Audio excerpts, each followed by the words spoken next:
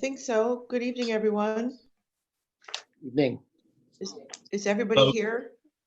Did I see Steve? Steve is not going to be here tonight. Okay, so then other than Steve, we're all set? Believe so. Yes. Okay, I'm going to call to order the meeting of the Newburyport School Committee for our school business meeting on Monday, June 15th, 2020. Mrs. Kennedy, would you please call the roll? Yes. Mr. Callahan, Here. Mr. Hawkeizer, Here. Mr. Menon, Here. Mayor Holliday, Here. Ms. Spalding, Here.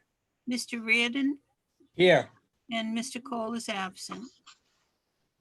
Thank you. We have a quorum. Could we please stand and look at Bruce's screen for the flag behind him, and we'll say the Pledge of Allegiance, please.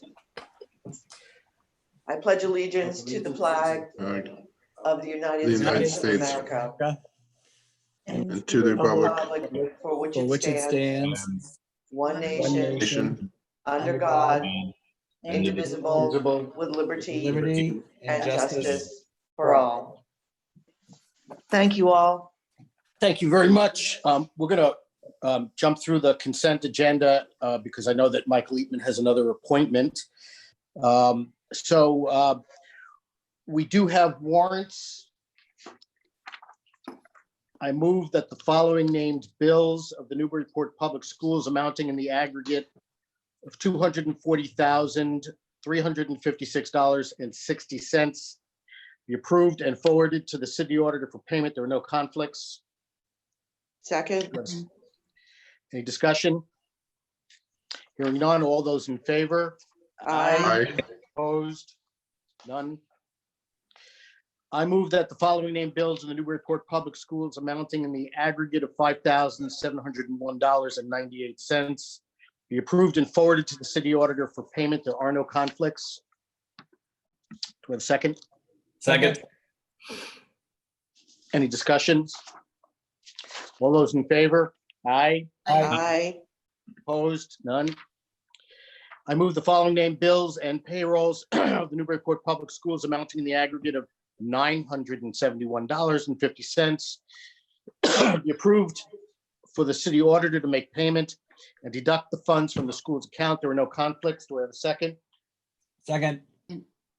Discussion? Hearing none. All those in favor? Aye. Aye. Yeah, I would remind school committee members that we do need 4 signatures on these warrants, and they are laid out at the district office. We have a set of minutes from our June 1st, 2020 meeting. Do we have anybody want to move the minutes? So moved. Second. Are there any changes, additions? No. Hearing none. All those in favor? Aye. Aye. Opposed? None. Sean, I'm going to turn over the next introduction of Michael to you or Angela. Yeah, great. Then Angela, you can fill in, but we're very proud to be working with Michael Eatman. Michael's already worked within the district a few years ago, and working with our extended leadership team along with the staff around cultural competency. I provided an overview of what Michael's all about, some of the work that he's done in his work experience. But I know Mike is working with another district right after this, but I just really wanted Michael to introduce himself and just kind of talk about the thought process that we had as we're going to be moving forward, working with Michael throughout next year.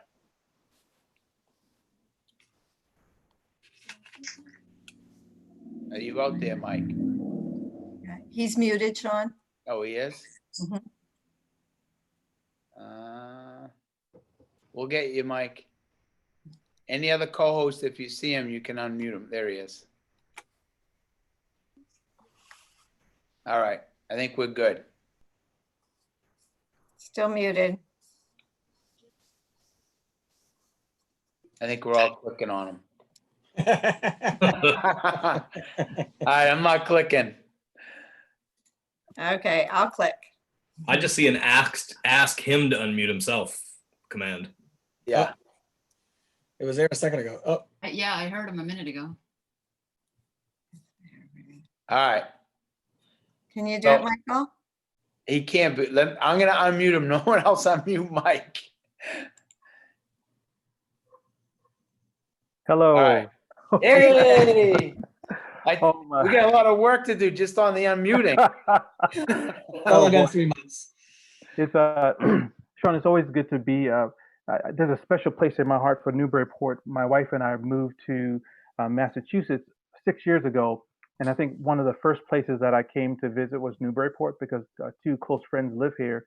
And as I've been doing the work that I'm involved in over the past almost 18 years, I really appreciate having partnerships with folks that want to do business and mean business. So when Angela, she texted me, and we've worked together before. And when she texted me, I was like, okay, this is Angela. So when Angela texts you, you respond to her because she's pretty efficient. And then I started to talk with Sean, and I was just so warm that as we have a new superintendent, that he is moving in the same vein that the district is moving. And so sometimes when you have new leaders, the trajectory is completely different.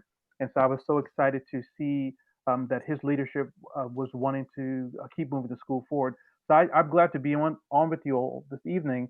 And I have to say, I don't think I've said the Pledge of Allegiance virtually. And so that was really cool to be a part of that. I wasn't sure, should I stand up? I said, yeah, heck yeah, I want to stand up to do that. So just quickly, I'm really impassioned about foundations. And in this heightened time of racial strife, conflict, stressors for certainly Black folks, Black and brown folks, but also I think larger white communities are trying to figure out how do we serve our constituents well. I think that the Newburyport school system is poised to do that, and I just want to make sure that I acknowledge Mayor Holliday. I saw you speak a few times, and I was just again thinking about leadership. A lot of times there are people who are in roles, and then there are people who are leading. So I really appreciate the kind of work that you all are doing. So really quickly, the work that I do is based on foundations, and I call it cultural competence. I think a lot of times we like to do programs. How many of you have seen amazing programs just by raising your hands in your time? Diversity programs. Anybody else? I see. Okay, I got one person. Deb, two. Okay, three people. Okay, if the mayor's with me, I'm fine. The problem is when you have programs, if the person leaves, if the person gets tired, then you have to start all over. And so what we're hoping to do is to utilize a foundation where you have a cultural competence framework that looks at these a few different areas. One of them is awareness, attitude, knowledge, skills, and practices. Everything that I do is really founded on that. And it's some of the work that I did with the leadership team in previous times. And so I had a chance to look at the letter that the alum sent to the superintendent. And I think that part of our goal is always to not just be reactive. And I think in a time of heightened racial awareness around conflict, we have to hold each other accountable, but also not rush to let's try to fix it. And I think when we try to do that, we can create challenges. So my hope after talking with Angela and Sean the other day was to put together a strategy plan around foundations that would connect with what the school is already doing. And I felt excited because the work that you all are doing is, I remember working with the school system a couple of years ago, and you can tell that there's continued growth. And that's also very exciting because a lot of times when you have growth start, then it just completely stops. So my work is really about finding out where you all are and to figure out where the work needs to happen first. I always believe my concept is so goes leadership, so goes everything else. And so to talk to the school committee is critical because you have a pulse. I would call you all the guardians of the school system. Whether everyone believes that or not, you have a guardian's heart. And how do we make sure that you all are having a chance to engage in conversations around equity and inclusion? So when you go out, even when someone's pushing on you, like the letter said, I haven't gotten any of this from kindergarten all the way through 12th grade. If that is true, then we can frame a conversation to not be defensive and to say, here's what we've done and we want to do more. So that's a little bit about what I'm interested in. Sean, help guide me because I want to make sure I'm giving. I know you said you just wanted me to do an introduction. Yeah, I think, and I think the school committee will feel the same way after talking with you or listening to you. You get everyone motivated. We want to jump into this work. But what I really like, Mike, and exactly, what we're going to do, we're going to build upon, I think, a lot of the work that we've done with the ADL, the essential partners, yourself, to really, as you said, it doesn't matter who comes in and out as a superintendent. The foundational piece will end up becoming part of our culture here in Newburyport. So that's the goal, regardless of a new leader coming in. It's really the groundwork that we're excited to work with you on. So I'm not sure. And Sean, I'm looking at two things that I have to share this with y'all just before I hop off. I'm actually teaching I work with an organization called 6 Seconds, and actually some of the school committee, if you've been around for the last, I don't know, 5 or 6 years, we asked some of the school committee to help with some of the leadership vital signs, if you remember, or the team vital signs. Some of you may have offered feedback for others, but we're doing something called Growing University, 6 Seconds, and so I'm doing a session on emotional intelligence and cultural awareness in about 15 minutes. So I need to gather my thoughts, but I just want to share this one slide with you. Oh, it says I can't share my screen. Oh, Is it possible to do that? yeah. Hold on one sec. And so the one slide that I want to show you is something that for me has been great for starting points. Don't judge my email. I know all of y'all have only one email in your inbox. Okay, maybe a few people have more than one. This one slide is a foundational piece. So can everybody see that? Yes. Yep. So the 5 components. So for me, I have some friends who do phenomenal work around critical race theory, around reconciliation, and I love those pieces. And I realize that if I don't have a foundation point, it's hard for me to lift off. And so if you look at these awareness, attitude, knowledge, skills, and practices, I'll give you the quick cliff note, and then I'll let you all finish the business of governing Newburyport. So the awareness piece is what do I notice about the situation? What's happening with, for example, this student that sent in the letter? Because the awareness piece is really, really important. The piece that we don't pay a lot of attention to is this attitude. I bet as leaders, many of you have heard, leave your emotions at the door. Anybody else heard that besides me? Okay, it's me. Maybe me and Angela. The problem is the attitude. When you're mad and you don't say it, it still comes out. It just comes out in a different form. So we want to look at awareness and attitude. How do we, as the school committee, feel about that letter? Somebody might, and I know we're recording, so I'll keep kind words, but let's say someone is like really hot because I can't believe this person sent that. We need to acknowledge that. Someone else might say, that student was just right. We need to acknowledge that. We need to acknowledge different perspectives, and that's the attitude which pops. That's really looking at our cultural perspective. So our attitudes, our values, and our beliefs. The third domain quickly looks at what do we actually know? Like, what do we know about that student? What do we know about that student's growth? What do we know about that student's family? Not to try to shed a negative light on that student, but to get some awareness so we're not just being reactionary. Everybody with me so still? Yeah. I don't see anybody snoring, so I'm okay. The difference between the knowledge, what you read in a book, and what you can actually do is very different. I don't know if you've ever been in a situation where you've had to read something and then whoever's the leader says, well, can you lead us in that now? And you're like, the knowledge has not transferred into the skill area. So part of what we want to do with everyone, particularly the head leaders first, is to say, what knowledge do we have and how do we practice? There's a lot of practice that needs to happen around racial dialogue and conflict. When someone comes at you and they're really angry, if you're from a kind of a feisty background, you may be ready to fight right away. That's one tool, but the other tool might be to say, I see that you're really angry, and I'll use Angela. Angela, I see you're really angry with me right now because I did ABC. Acknowledging that goes from knowledge to skills. And so the last part, without me getting all excited, and Sean, you getting me excited for this already, is the practices piece. What do each of us need to do to increase our knowledge? Because if we're saying, well, the school committee needs to go for certain types of training, not just around diversity, but around emotional intelligence or conflict engagement. It keeps building this toolkit. So when we go to serve students, we now have, we're on similar bearings as opposed to just looking to students to lead us. So this is the framework that I use, and I'm excited to continue using that with the group. Awesome. Okay. Michael, thank you very much. Yeah. All right, Sean. We should loop back probably in the next. Absolutely. Absolutely. And good luck in your conference. Yeah. Thank you. Yep. If it Hi, does, Michael. if it doesn't go well, I'll just say. Yeah, blame Bruce. Gallagher.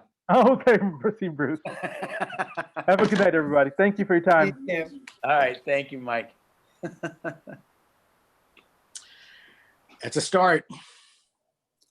Yeah, as I said, we're really excited to have Mike, and it's not, come in for one leadership meeting. This is going to be a partnership throughout the school year. So I just really believe it's just really going to help us enhance a lot of the stuff that we've already have done, in the sense of, as I said, the work we did with the ADL that we're going to continue, the essential partners, and all the other, I think, aspects that we have in that document that I sent out. And I think Mike will also help, bring the, cultural competency to us and give us strategies on how to make things better for everybody. So I think we're just really excited to have him.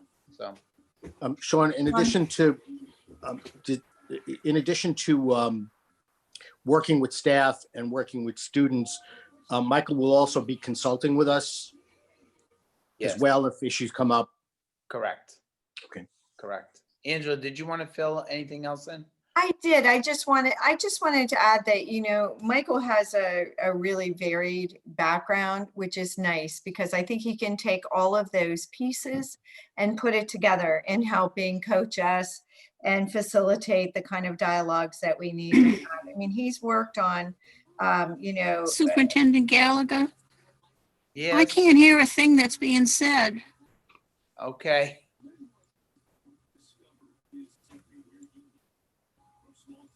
It's a good thing we're recording it. Yes. Can you hear us now, Judy?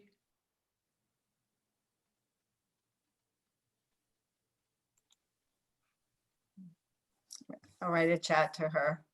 Yeah. I'll Angela, finish up your thoughts. I think Joanne's still here. She can Okay. reach out to Miss Kennedy. All right, I just wanted to just share a couple of things that he's done so that, you'd have a better understanding of, he's modest and he didn't go into half of these things, but he's developed a framework for cross-culture alliances. He talked about the emotional intelligence work he's done. He's designed, developed, and implemented organizational inclusion assessments. He facilitates workshops on the cultural competency for not only faculty and staff, but student leaders, parents, and community groups. He is a facilitator of race dialogue conversations. He provides coaching and developing strategies to make curriculum more inclusive of diverse perspectives.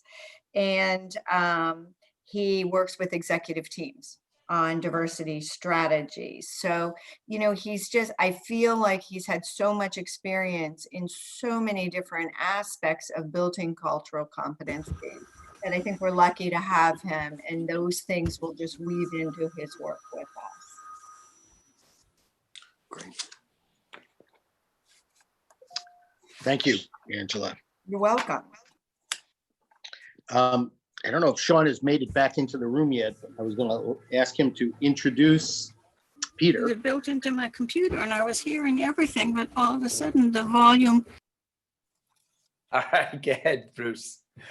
Sean, I why just don't say- you introduce the Can Newburyport I, High School? Bruce, can I just say one thing Sure. before we move on? I just really, really appreciate, Sean, Angela, this document that you put together.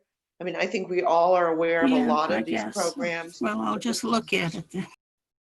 But to have put them all together in this multi-page document, really highlighting, you know, it's pretty impressive work when you go back and look at all of the programs and initiatives that have been implemented in the district over the years. So I really wanted to thank you for that document. I think it's really, really helpful at this time as we begin to move forward. And I'm thrilled that you're bringing Michael back. I just wanted to add that. Thank you very much. Yes. I think, you know, for us as a school community, Mayor, I agree 100%. I think our foundation has been, it's there for us to go to the next level. And now bringing Michael in, it's just really going to enhance a lot of the work. Well, I just that we have unmuted in myself. I don't. So. All right. Good. So we have our Newburyport High School student representative Yes, and this for is his last meeting. his last meeting. And Peter, you're out there. We have to unmute Pete. So we're going to recognize him before he gives a report. I think so, you know. All right. That All right, way, once he gets his recognition, if he wants to throw the superintendent under the bus, I have no recourse. So He's unmuted, Sean. he is. Peter, you there? Yes, I'm here. All right. Well, first of all, I want to, on behalf of the school committee and all of us, you have this beautiful certificate from the superintendent and the Newburyport Public Schools for all of your service. I know at one school committee, when the raises went through, you thought you were getting that raise, but unfortunately you got a certificate. All right. But when you come back to Newburyport, very successful resident, you can run for school committee and hopefully I'll still be here. And then, you know, we can work together. But all kidding aside, Peter, we're just, you know, you've done not only just on school committee, but your high school career and all the work you've done at the high school, really being a leader, stepping up on many occasions, being part of those initiatives that we sent out, you know, with the ADL, the essential partners and all of that. We're just really thrilled to have you, and we're excited for your last report. And I think it's really going to be around a lot of the senior celebrations that you were part of. Yes, thank you so much, Mr. Gallagher and the school committee for the award. It's greatly appreciated. So as Mr. Gallagher mentioned, my name is Peter D'Ambrosio, and I am the student representative to the Newburyport School Committee. And today I will be providing you all with a brief overview of the senior events that the high school has had in the past couple of weeks. So the events kicked off on May 22nd with a launder sign delivery, which Mr. Gallagher and the mayor both participated in along with countless teachers. And that was really a great experience for all the students. It was fun getting to see some teachers for the last time. And then on May 27th, we had a scholarship award ceremony, which aired on the local station, and over $400,000 was provided to students, which is quite remarkable. And on behalf of all the seniors, I would like to thank every individual and organization that participated for their amazing generosity and continued support. On July 3rd, we had Cap and Gown Pickup Day, which was aired, which was really fun. It was a great experience. And later that night, Vesper ceremony was aired on the local station. And the following day, June 4th, we had Ivy Day ceremony, which was also aired on the local station. And just a quick shout out to Port Media for doing a great job on airing that. It was great to have a little bit more of the traditional senior stuff in the mix. And finally, on June 7th, we had a senior car parade and diploma distribution by the mayor, Mr. Gallagher. And later that day, a senior slideshow and signal video, which the historians did a wonderful job doing. And then finally, on behalf of all the seniors at the high school, I would like to thank Mayor Holliday and Mr. Gallagher for distributing diplomas at the car parade, and for Port Media for doing such a wonderful job. We really do appreciate all of your work. And then, as Mr. Gallagher did mention briefly, this is my last meeting as a student representative.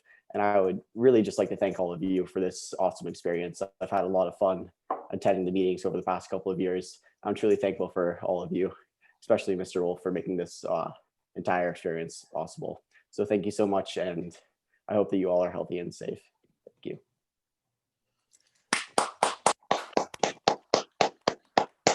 Peter, thank you very much. You've really added a lot to our meetings. And you have represented the students and the school and the district very, very well. I'm really, really pleased and wish you best of luck going forward with wherever it is you're going. All righty. Peter, you where are so you much. headed to in the fall? I'll be attending Babson College this fall. Oh, congrats. That's Thank awesome. you. Great. Thank you very much. So we've done the student recognition. Sean. Yes. Okay. All right. Good. I have, The next item on the agenda is to, in light of the petition that we got, and in light of your staff pulling together the information about what we've been doing, say, over the last 18 months, we wanted to give the school committee an opportunity to talk about some of those things, to ask some questions, to help begin to shape the direction that we're going in. So I just sort of want to open it up. You or Angela can sort of give us a brief introduction to the document. There are people who are here from the community who may or may not have seen it, even though it's been posted. So if you want to just sort of briefly summarize, you and Angela, then we can take off from there. And then we will have a period of public comment after that conversation to get feedback from the community and to try to gather some questions. Right. All right. That's great. And then Assistant Superintendent Beck, you can fill in after if I miss anything. I'm not going to go through the 10-page document, but I just wanted to also, before we get to a lot of the work on the cultural competency initiatives in the district, I also wanted to also make the community aware of a lot of the work and partnership that we have for our local agencies and police agencies to kind of, I think, dismiss some of the myths that are out there. First of all, and I think under the leadership of District Attorney Blodgett, for years in Essex County, the schools partner with the District Attorney's Office. We have monthly, it's called CCI meetings, which is the Community Collaborative Initiative. And that's made up of school administration, school resource officer, district attorney representatives, usually like an assistant district attorney, Department of Children and Families, school counselors, and other mental health professionals that are invited to those meetings. So we really look at sharing and working together, sharing resources.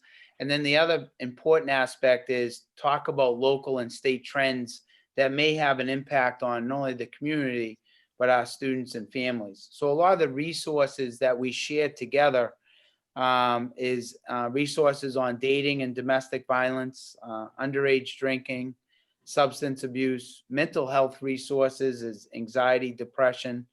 As we all know, the opioid abuse that's happening, looking at those trends and providing resources, social media issues on harassment, bullying, physical and sexual abuse of children, and then a new category that Newburyport, I think, and Andy Egmont, about a lot of our elders, a lot of our grandparents that are raising children today and providing them resources. So all of those agencies come together and really work together and share resources. In addition to those meetings, we also have our adjustment counselors attend those. And then there's a lot of follow-up with students and families, individual students and families that we can provide support for. And I think that's really important for the community to understand. The school resource officers and the police and our emergency personnel, fire, EMTs, really it's a partnership where we all, work together. And I just also wanted to mention our NEMLEC, which is the Northeastern Massachusetts Law Enforcement Council. So they're a really big part of the schools throughout Essex County. And it's really, they coordinate a partnership of the agencies in the same idea, a school region, knowledge resources, and really benefit of public safety. So that NEMLEC team really works not only in the public safety aspect, but also within the schools. And I can give you a couple scenarios.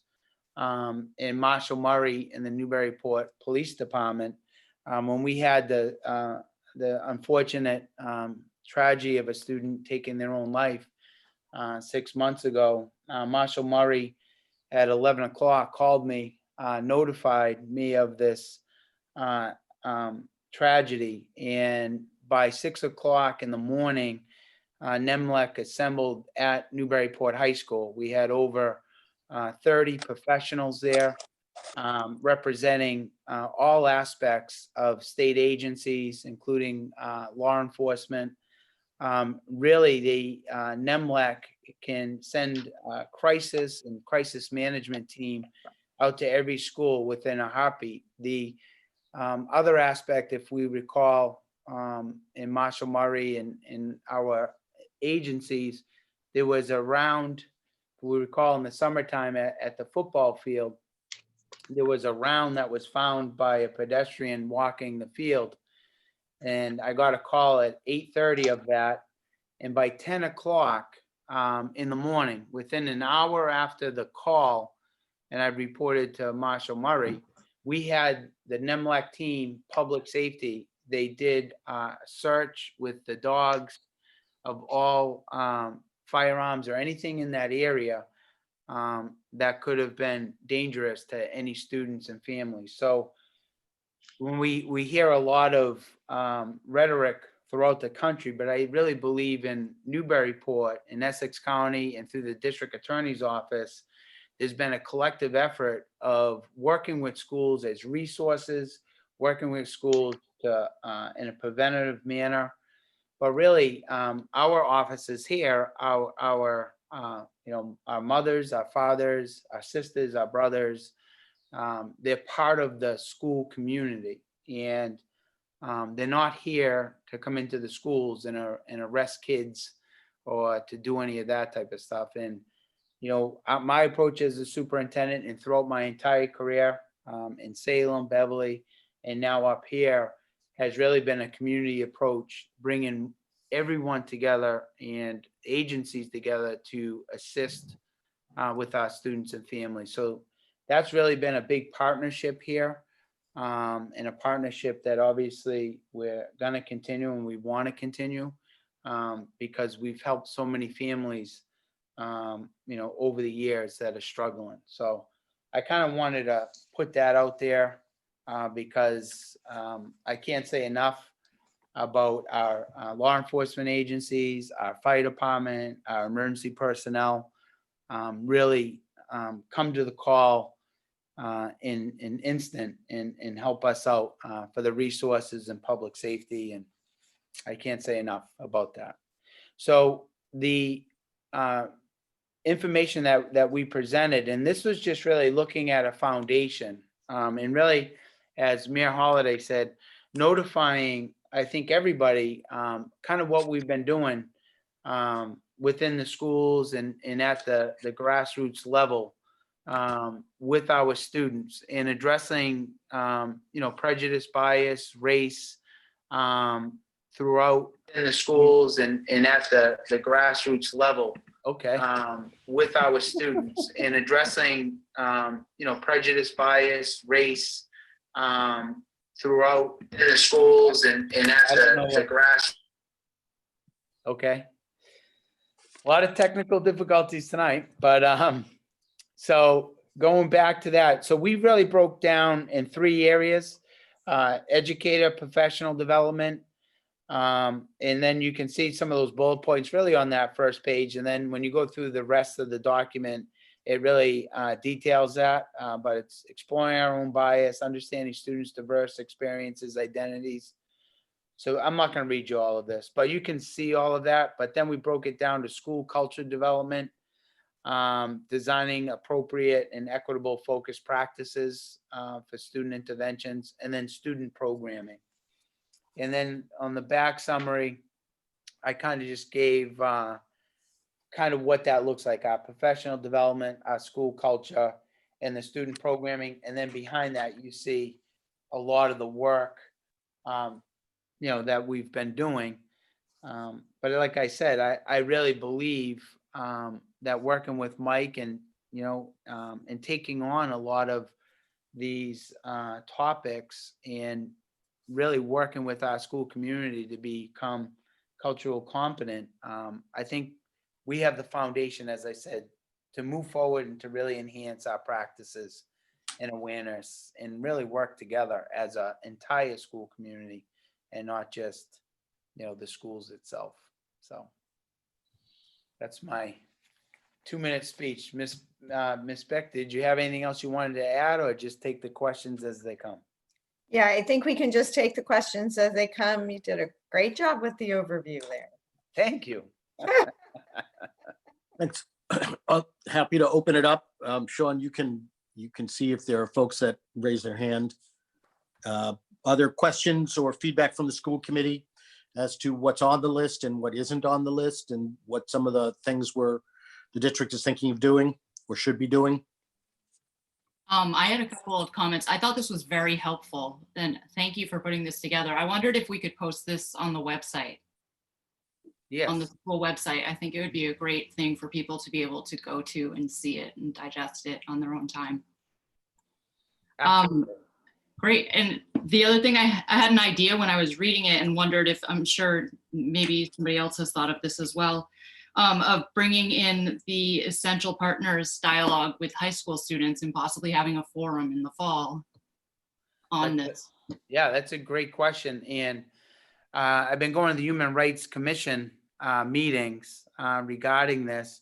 And part of, I think, the plan is to set up focus groups, when we can actually bring people in person, but really have some of our essential partner trained teachers and students kind of lead those constructive dialogues around some, those tough topics. But we absolutely want to utilize our students in the essential partner work, because that's what it's really geared towards. We even, Sheila, we've even already talked with Michael Eatman about the work that we're doing through Essential Partners and seeing if we're going to look for opportunities for him to join some of those dialogues so that he can help with that conversation. Excellent. Thank you.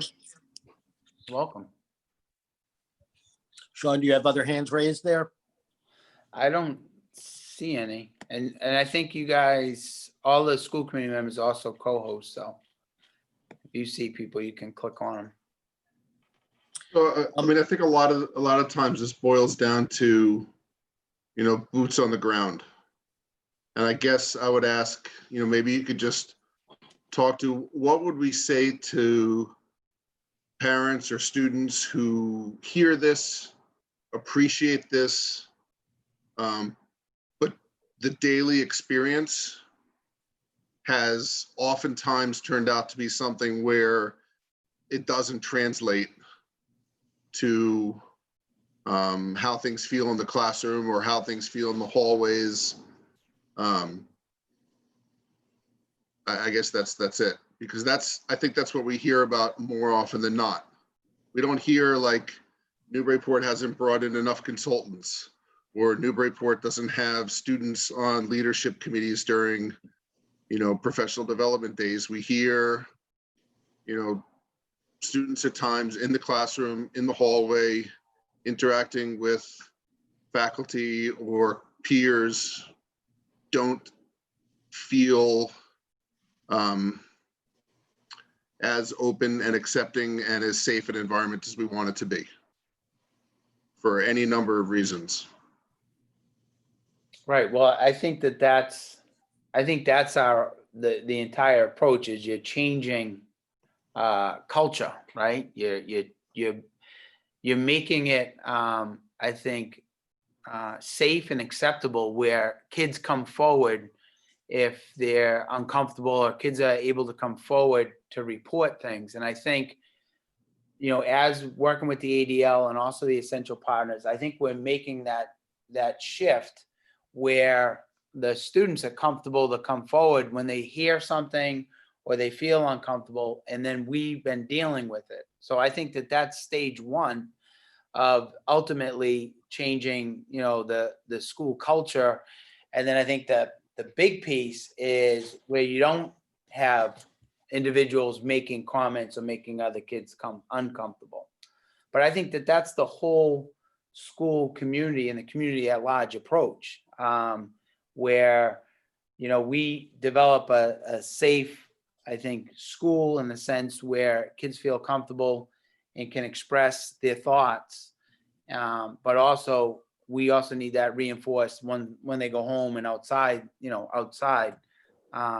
with their family dynamics too. So I think it's eventually we're going to get there, but I think our approach, working with Michael, working with the ADL, working with essential partners, is really working with our students and staff to really start to change those dynamics of, where those comments and people's bias, prejudice, racial attitudes aren't being utilized, aren't being said in school. But I think that's the bigger picture. And I think our approach here is we're developing those systems and working with kids. It's not, bringing in a speaker to say a few things. I think we're really working, as you said, Dave, on the ground level of really changing the culture, and I think we have work to do. There's no question about it. But I think we have that foundation to move this further. Are there other school committee members who have thoughts or comments or ideas they want to share? I did actually have one thing, if there isn't anybody else. I wanted to just very, very briefly go back into sort of ancient history and talk about the how we ended up with school resource officers. A number of years ago, the original Youth Commission in Newburyport recommended very strongly that the police department, the Beacon Coalition was very involved in these conversations, begin to utilize a community policing model, a way of working with the community as opposed to sort of being adversarial or domineering, much more community policing. And the idea of a school resource officer came out of those conversations about being able to create relationships within the community. And I would say over the last 10 years or so, we've really seen the resource officer idea become what I had hoped it would be 25 years ago when we originally started talking about this. And that is really very much a part of the community. The irony is that, these school resource officers, we've had school resource officers who literally were picking kids up after school and taking them to gyms to work out, to build relationships with kids who would have otherwise have dropped out. Certainly we know what the current school resource officer has done. She's been a real role model for the young women in our district and for people about how you deal with crisis, how you can be compassionate with each other and respectful. So there's a history. The school resource officers were not brought in to police the schools. They were brought in to create a safe working relationship with kids and be able to intervene with kids before they started getting into trouble. So that was the original idea. And I would say that it's taken a while, but we are at a place now where that is how the school resource officers are used. That is how the police department likes to see them used. And and you and I both know, and I know that there are a number of parents out there who know, there's a lot of things that the school resource officers do that's probably not in their job description, but that they are doing on behalf of students and providing support. So I don't think people really know that history, that it actually came out of the idea of building a better school culture and not enhancing the ability of police to intervene in a school. So I did want to share that piece of it. I know the Beacon Coalition was very involved in eventually Youth Services was very involved in some of these conversations about the evolution of that role.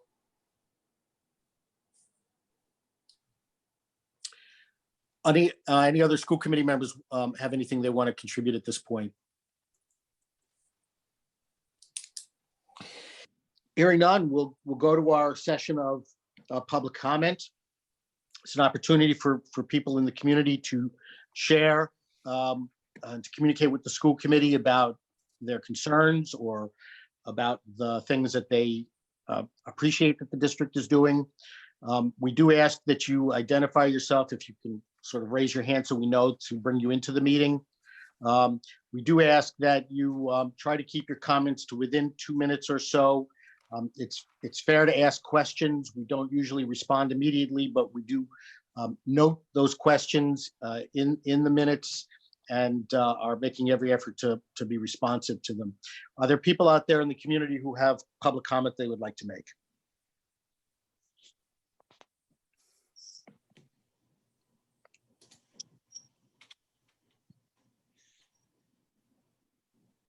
Bruce, Lori Burns has her hand up. I can't unmute her though. I can only ask to unmute, but BYRNES. Yeah, okay. I see her, but I don't see her hand up. Sean, is it something? Yeah. It's her. She has her actual hand up, not the blue hand. Oh, Oh. yeah, here I am trying to be tech savvy.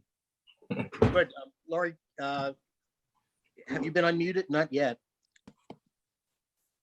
All right, we got a lot of. All right, I'm staying off it. All right, you want me on mute? Yeah, Sean, go ahead. All right. Oh. Didn't work, Sean.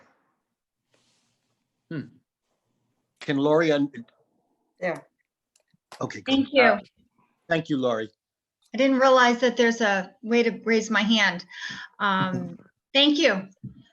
So yeah, my name is Lori Fisher Burns, and I just had a quick question to Mr. Gallagher about the process that's regarding the email that we received last Tuesday night for next fall, the different committees that you're going to be forming for decisions about going back to the fall. And I didn't know if this was the correct form or when parents should have a little bit more of an idea of, when we should expect another email, how we could join, things of that nature.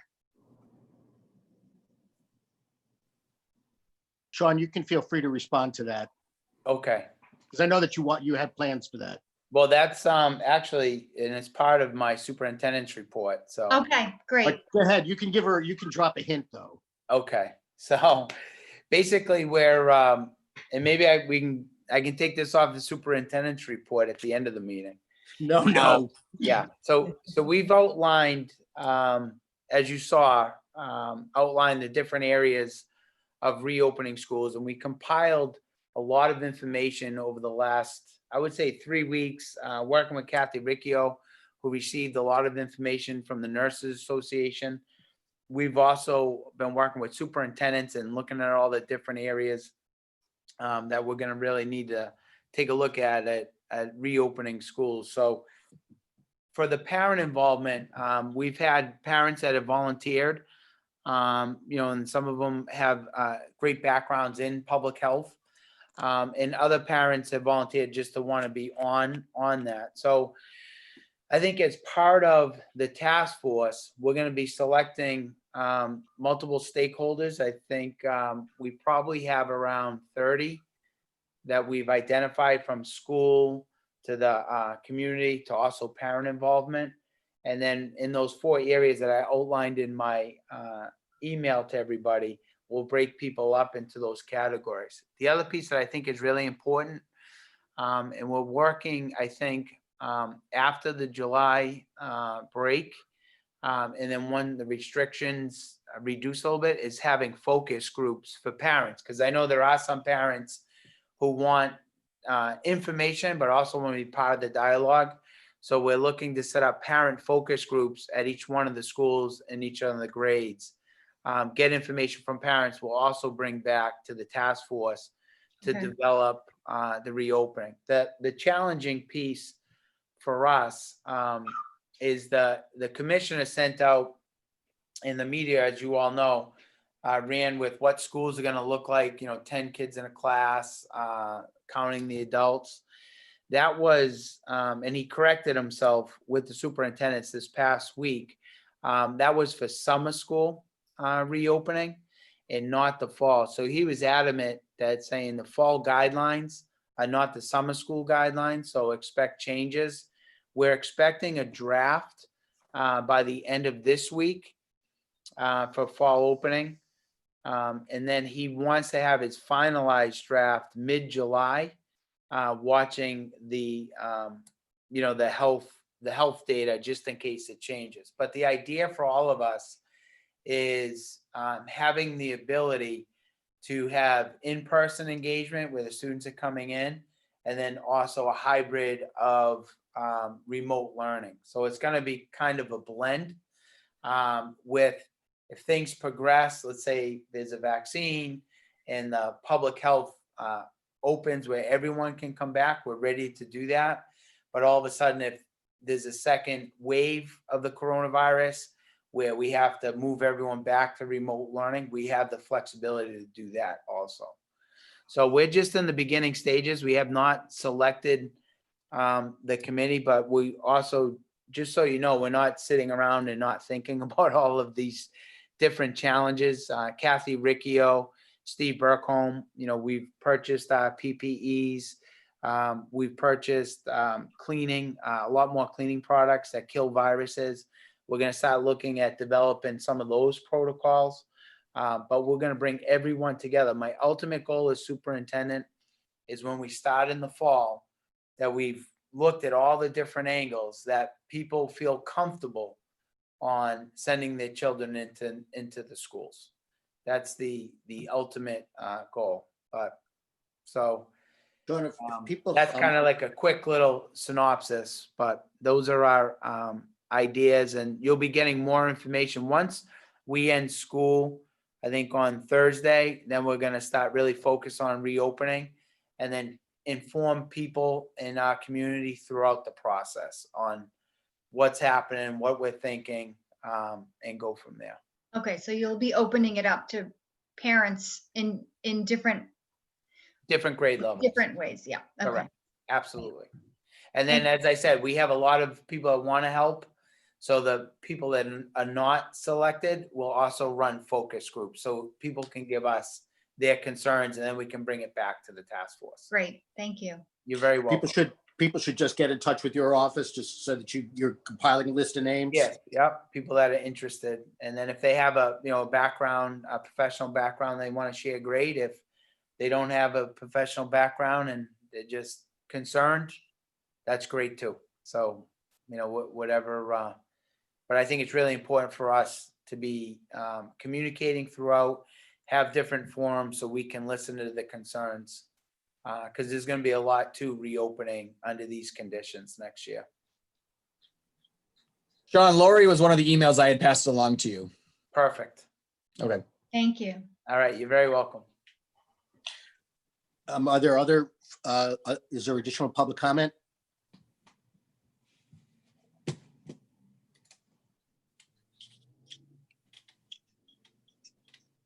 Don't seem to be. People were here earlier. Mhm. I don't see them anymore, though.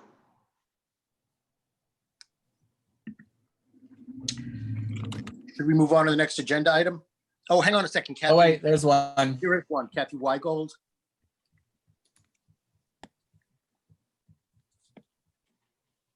Yes, Katrina Weigold. Or Weigold.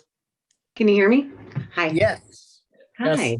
Thank you. Just in line with the last question, I just had sort of an add-on question. Similarly, will there be an opportunity for parents to participate in any of the sort of dialogue around the remote aspect of going back to school in the fall, and any changes that would be made, or sort of feedback and comment and input from what happened this school year? Sean, you can answer that one. Okay, Bruce gives me permission. Yes.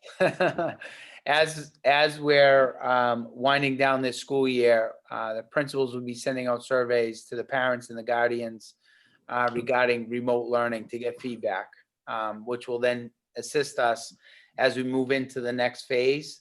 But we also have equity in learning as a whole curriculum piece as part of the task force. So we'll have people working on that and what remote learning is going to look like in the fall as part of that hybrid. Obviously, it's going to be more rigorous, and if it's a hybrid where there's some in person and some online, I think the teachers will be working with the students directly, and at least they'll be in front of the teachers at some aspects during the week. Okay, great, thank you. You're very welcome. Any additional public comment?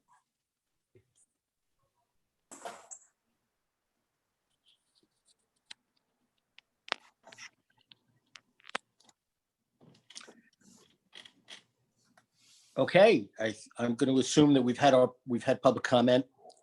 Sean, I'm going to turn this over to you to introduce Eileen and Andy about the field trips. All right. Hold on one sec. I unmuted Andy and I'm I unmuted. think Eileen. Okay. I just wanted to, I know a lot of information, and I appreciate it from Mr. Wolf and Eileen for the overseas trip. I know at the last meeting, we wanted more information. And as part of the agenda notes, I also provided information for some of the superintendents regarding overseas trips. And as part of that, a lot of the districts, because of the COVID and the uncertainty, we're not doing trips this year. So I wanted to provide you all with that information. And I think Eileen has a couple districts that might be providing overseas trips. But from talking to some of the superintendents, I think the unknown and the precedent, of what we're dealing with the virus led to those decisions. And I think for some of them, the but the controversy of trying to get refunds back this year and canceling, they didn't want to see their students in the same predicament where they'd be losing money if all of a sudden you had to cancel in spring. So that's kind of the background, but we have Eileen and Mr. Wolf are also out there to probably answer any other questions. I can give you just a little more update from the things that I sent out. Because I just finished talking with EF Towards earlier today. The two trips that I'm here to talk to you about, but I guess this would be something to be considering as new trips come forward to look at these things. They have developed a cancel for any reason policy. That was one of the questions.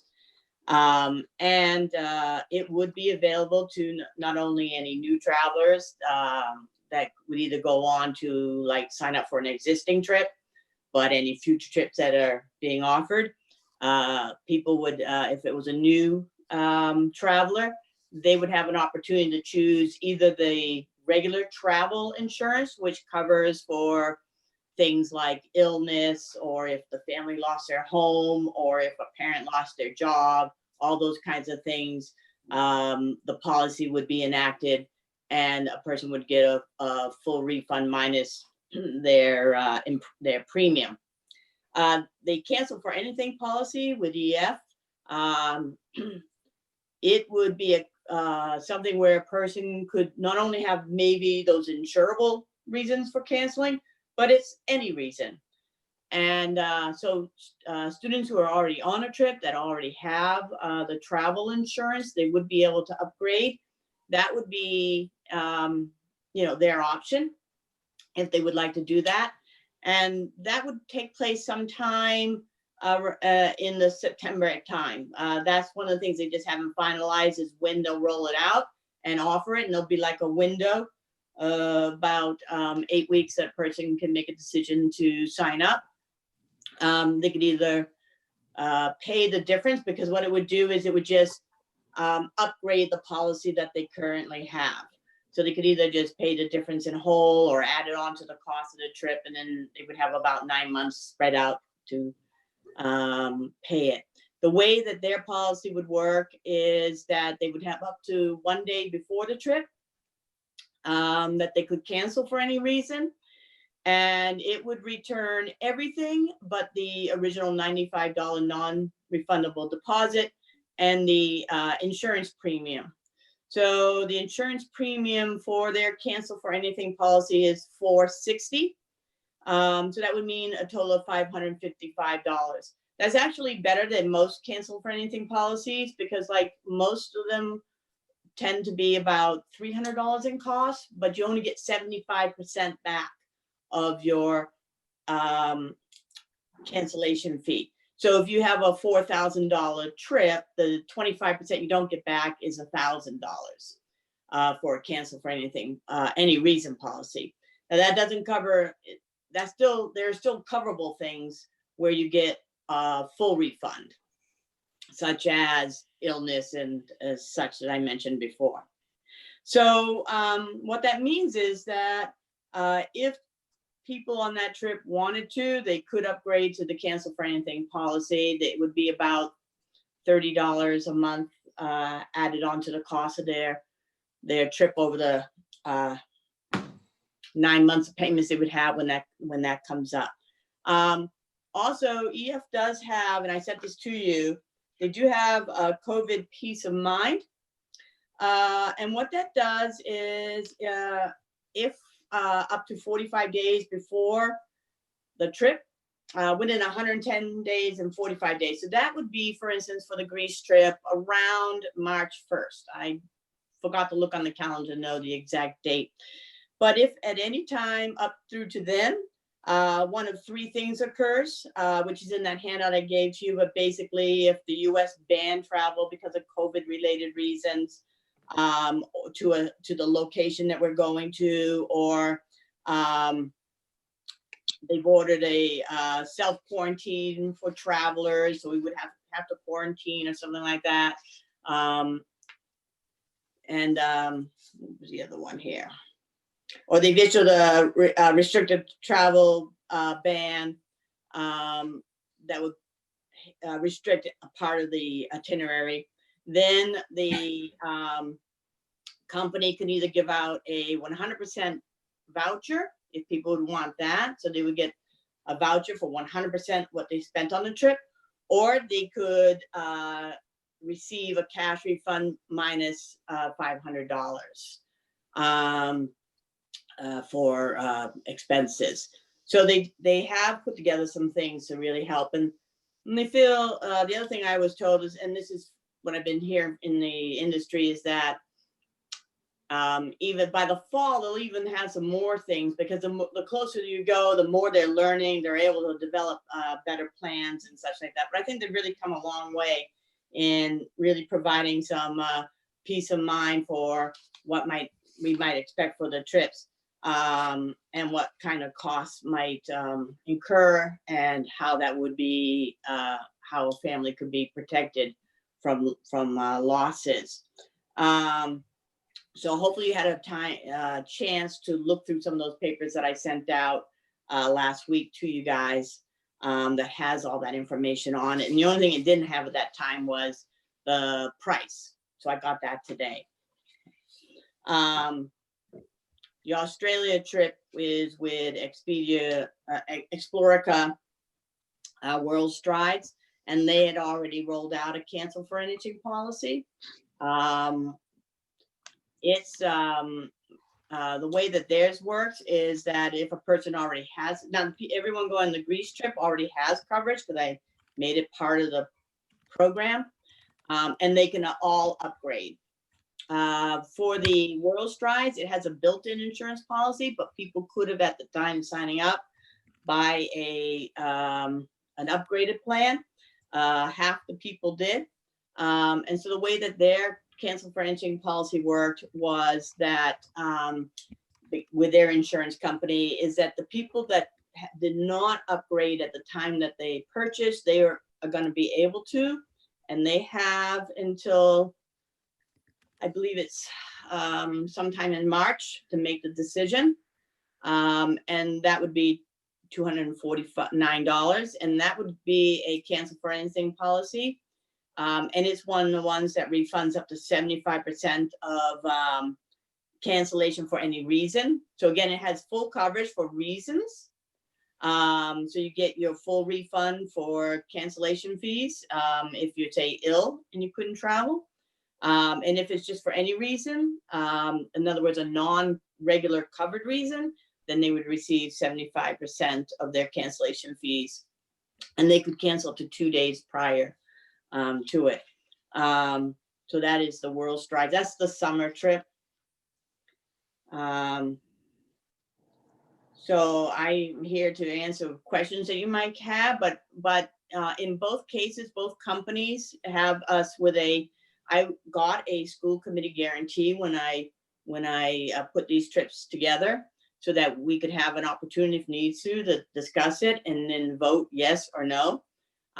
If we vote no, because of the school committee guarantee, the trips would be canceled and there would be a full refund. And that even includes the $95 non-deposit fee that normally would not be refunded. I do have to notify them, and originally I told in the paperwork it said that one company needed a letter from the school committee, but I actually can send them an email. I would suggest if we did decide to go that route, that we have an email that maybe one of you writes, and then I can forward it to them. So both companies agreed to an email notification if we did decide to cancel the trips. And that email has to be to them by the 18th, though, to do that. So again, I'm here to answer questions for you. Nobody knows what it's going to be like, of course, in April and in August. I think today Europe opened up fully for travel again. So right now on the ground, people can fly and stay in hotels and visit museums and go out to eat in Europe or in most of Europe. So who knows though, where we'll be at in April. I'm hoping in even a better place than we are right now. Thank you. Do school committee members have questions? Or did, if Andy is there, was there anything he wanted to add? No, Aileen's collected all the information from the two companies, but then as Sean had mentioned, just recognizing some of the financial pieces that we had to endure back in the spring with the cancellation of the Galapagos trip. And so when Aileen came here a few weeks ago, it really was just about that school committee cancellation so that everybody would just get their money back if that's where we decide to go. But obviously the companies are trying not to lose business as well. So they're trying to be more flexible on their policies. But at the same time, with the extension, it does still come down to insurance that families would be buying. So definitely different than if it was just an outright cancellation using the school committee clause. Mm-hmm. Okay, terrific. Thank you. Feedback from school committee? Hey, it's Brian. I actually spoke to Aileen because I had questions, but I just didn't want to wait for, I guess. And she basically explained what she did now. I think we should vote to allow to have it happen because I'm not a big fan of canceling things in case something may happen at some point in the future. I think the parents are pretty protected for their investment, and we should just approve the trip as it has been explained.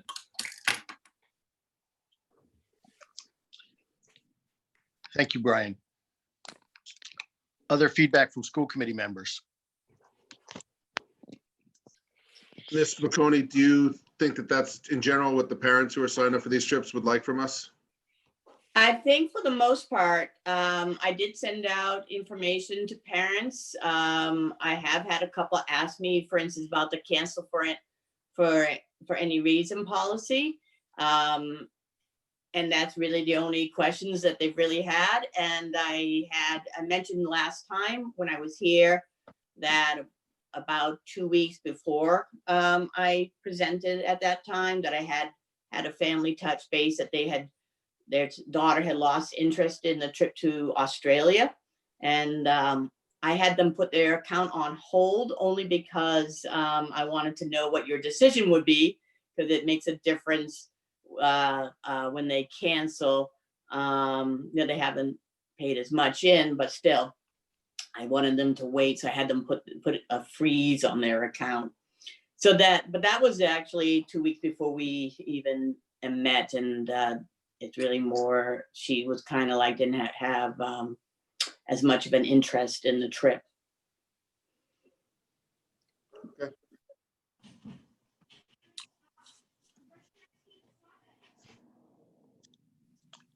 Any other school committee members want to weigh in? I am going to ask the superintendent first. I will. I think that there's a reason that 20 school districts around us have canceled these international trips for next year. This is a hard one. I've been weighing, both sides of this. We live in a magnificent country. There's a lot to see in the United States.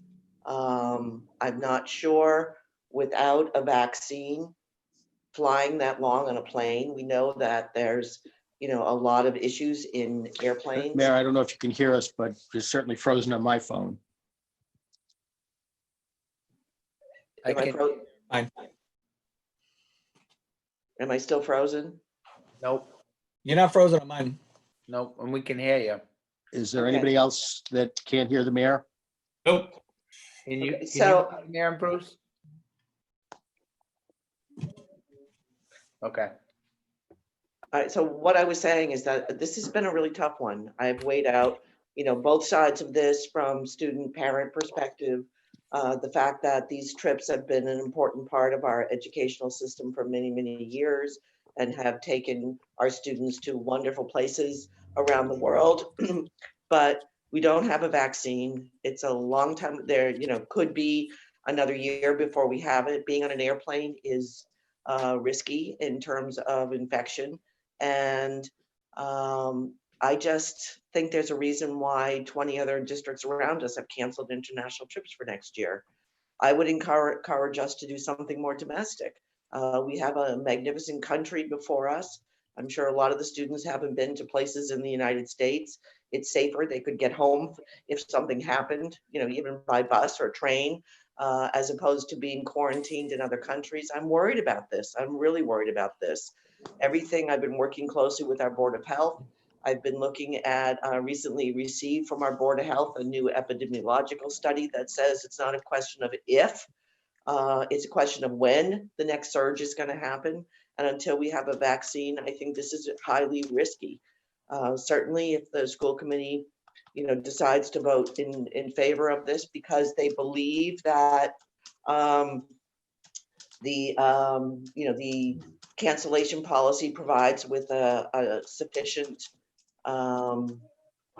sort of safety net, if you will, for parents, so be it. But I think this is really risky at this point in terms of, we know students couldn't get home from other places. Quarantines happen pretty quickly. And I'm just concerned. I'm very concerned about international travel right now. That's my 2 cents.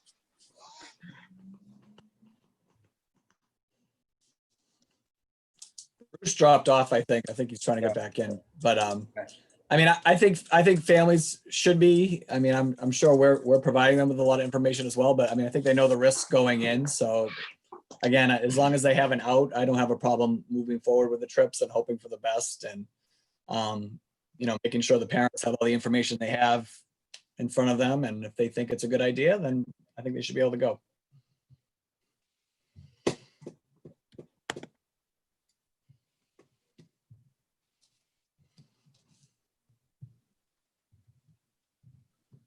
I think Bruce is rejoining.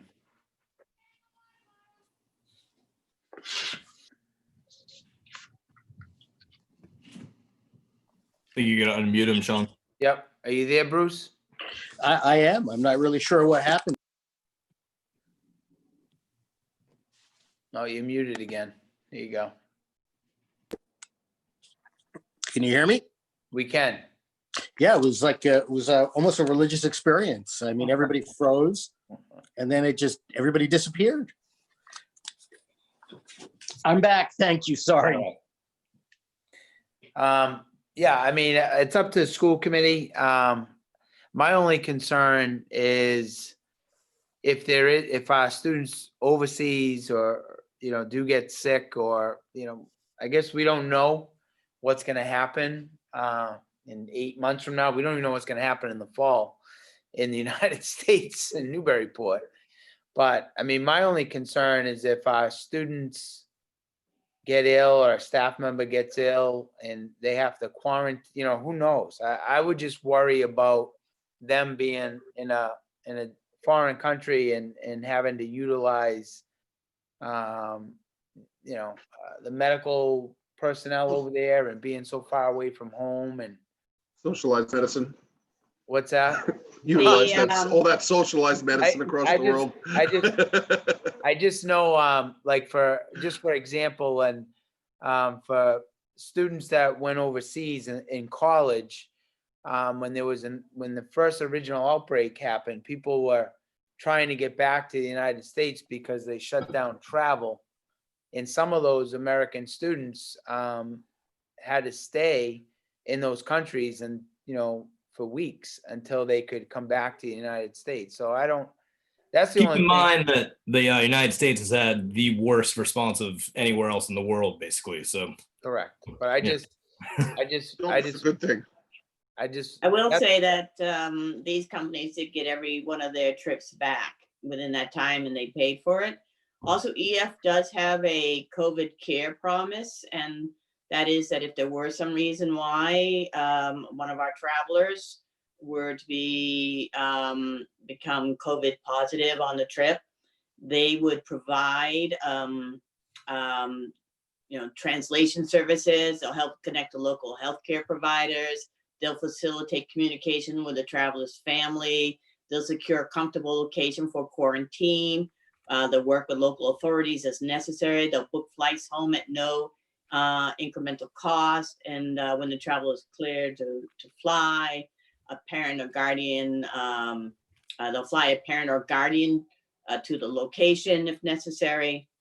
And they'll have someone from EF there for that individual if that were to happen. And I don't want to see that happen on the trip, don't get me wrong, but it is, well, I'm just trying to point out is that this is why I like working with these companies, is that they do provide tremendous service, security, and safety for students. They do the best that they absolutely can. What about the teachers going? I'm assuming teachers also have like the option to opt out towards the end. Like, let's say, 10 parents also, we're still going to go, and the teacher's like not going. So now you're short a chaperone. That's more like the level where I would feel we would be involved. Because right.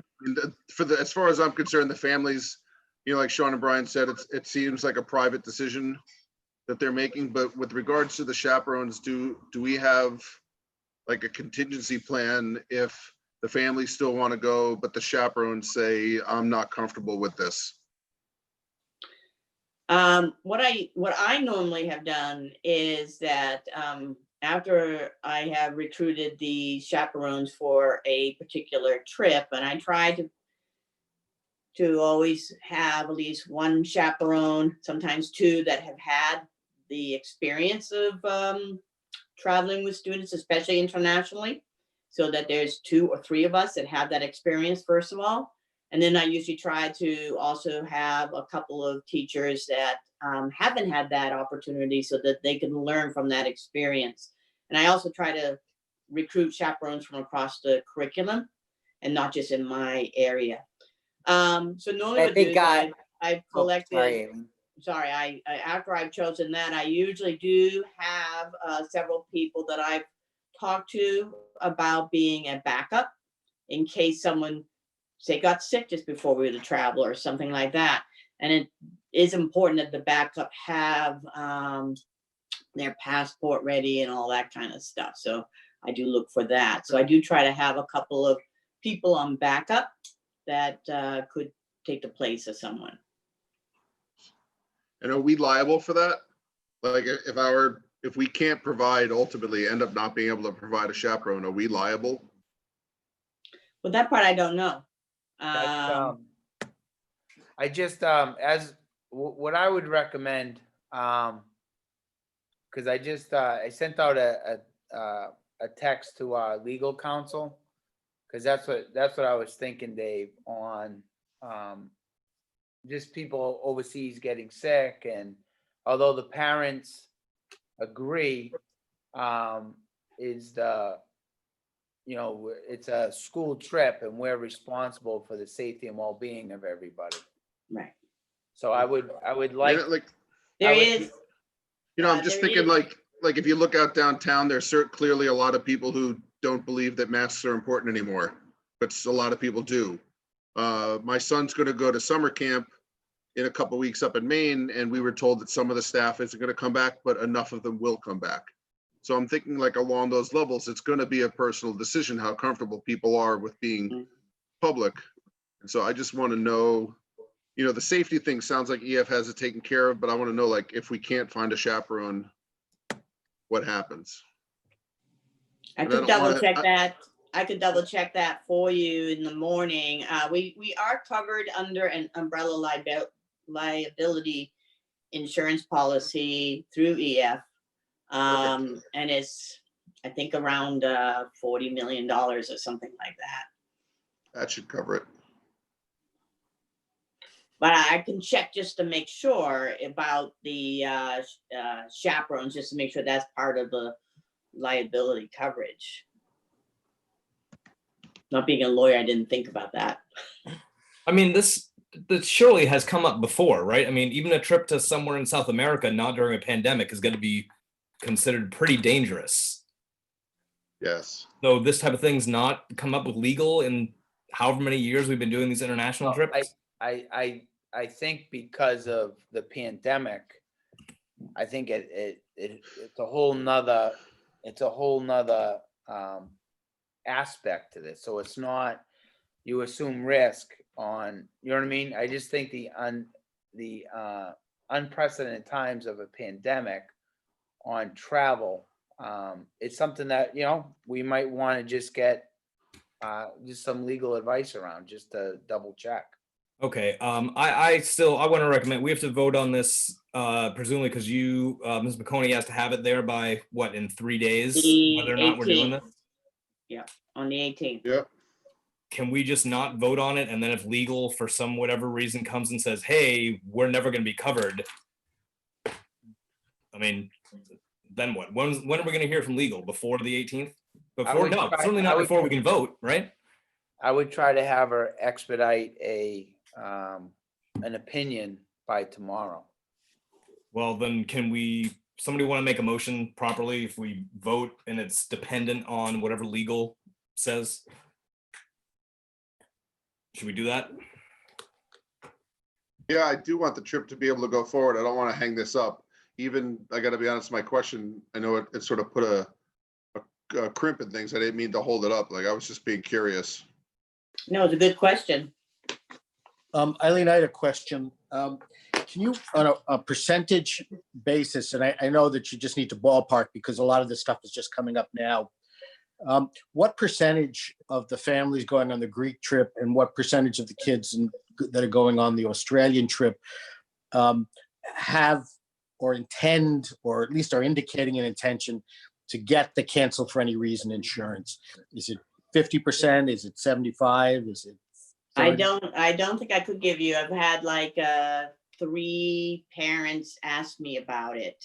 I wrote to them that this was all happening and stuff. And I also wrote to them about, presenting it to the school committee. I talked to and I put down all the materials, but I would say only 3 of them responded out of curiosity about getting cancellation insurance. That doesn't mean that Right. many of them don't want to Right. get it, but Right. you know how people are, they don't always let you know what they're thinking. Okay. Sean, do you think you would be able to get us an answer by tomorrow? Sean's not there. Sean disappeared on us? Yep. He may have taken a call. That Might coward. be the attorney.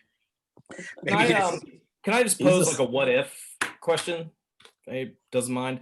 So the last time we had Ms. McConey come over, my question was, hey, mask regulations say, you know, not even supposed to fundraise before you say yes.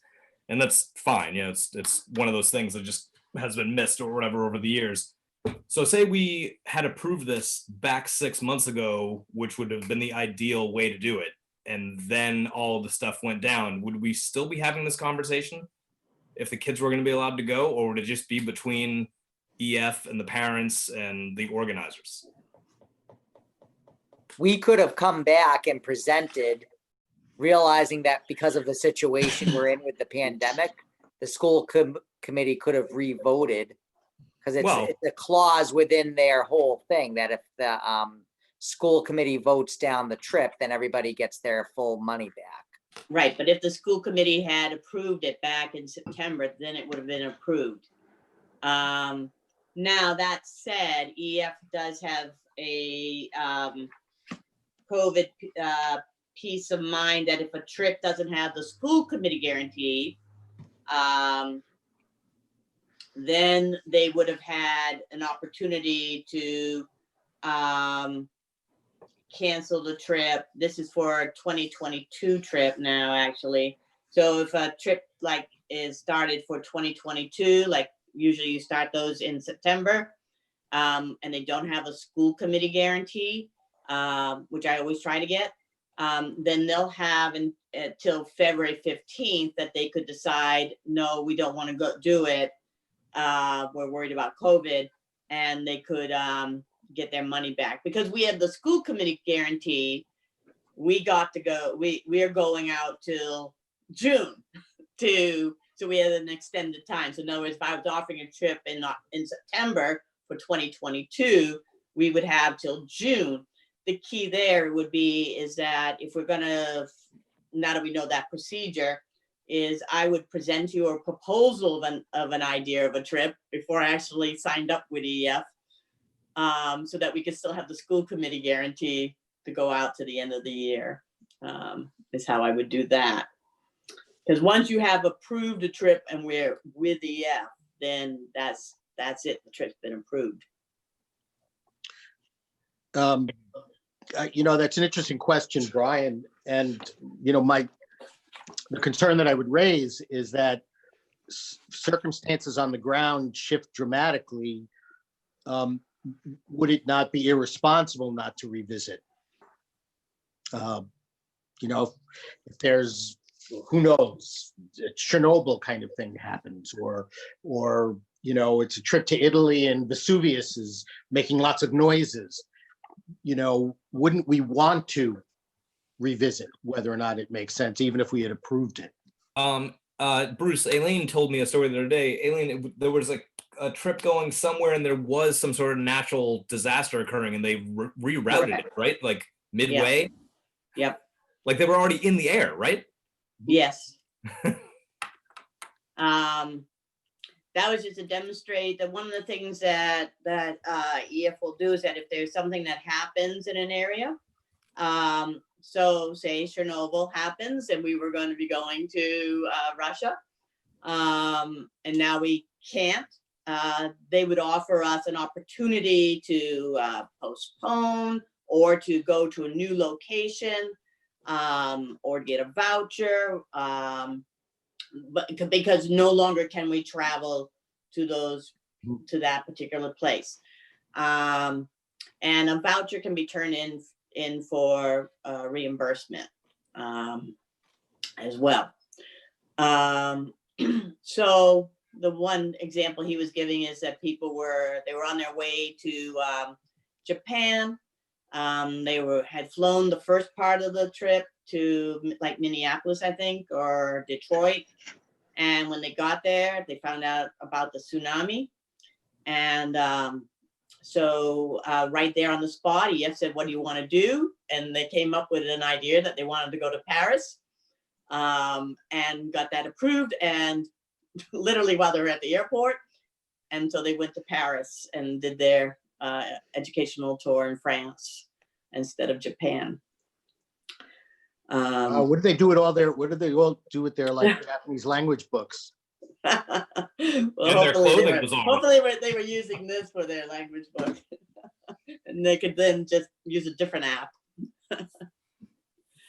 Sean, has this come up at all with your superintendent calls with other districts? I know the mayor referenced some districts, not doing these trips, but. Yeah, we have about 20 districts that are not doing the overseas trips. I mean, we still haven't even gotten guidelines around our own field trips, like day trips are within the, within our state is not gonna happen at this time. Right, and those are 20 districts for trips for next year for the 2021 class, right? Yeah, this is going into the next school year. Yeah. So it's, yeah, and I put that as part of the minute. So I reached out to Attorney Lyons and she'll give us an opinion, but she's very concerned because it's a pandemic. It's unprecedented times. So I think I can get a legal opinion and send it out to school committee regarding that. But I just think there's so much unknown and on the impact, you know what I mean? And I know there's insurance. I don't think they get the full money back, but I know, EF, it took a lot of districts to fight with EF to even get vouchers, considering with the pandemic. So I'd hate to see kids and parents thinking, they're going to be going away and all of a sudden they're not. And I still worry, about the kids getting sick, because there may not be a vaccine or any of that stuff. So I think for a lot of the districts, there's so much unknown that they were uncomfortable on approving a trip now and not knowing what it's going to look like down the road. My fear with that, Sean, is that we could end up saying that for the rest of our lives. I mean, we know the situation we're in now. It could all be pretty good. So if we vote on yes, she can do it, then it's the parents who are taking the risk. Well, like anything else, we say like the parents who don't want their kids to come to school on a snow day, well, then don't send your kid to school if you're nervous about them traveling to the building.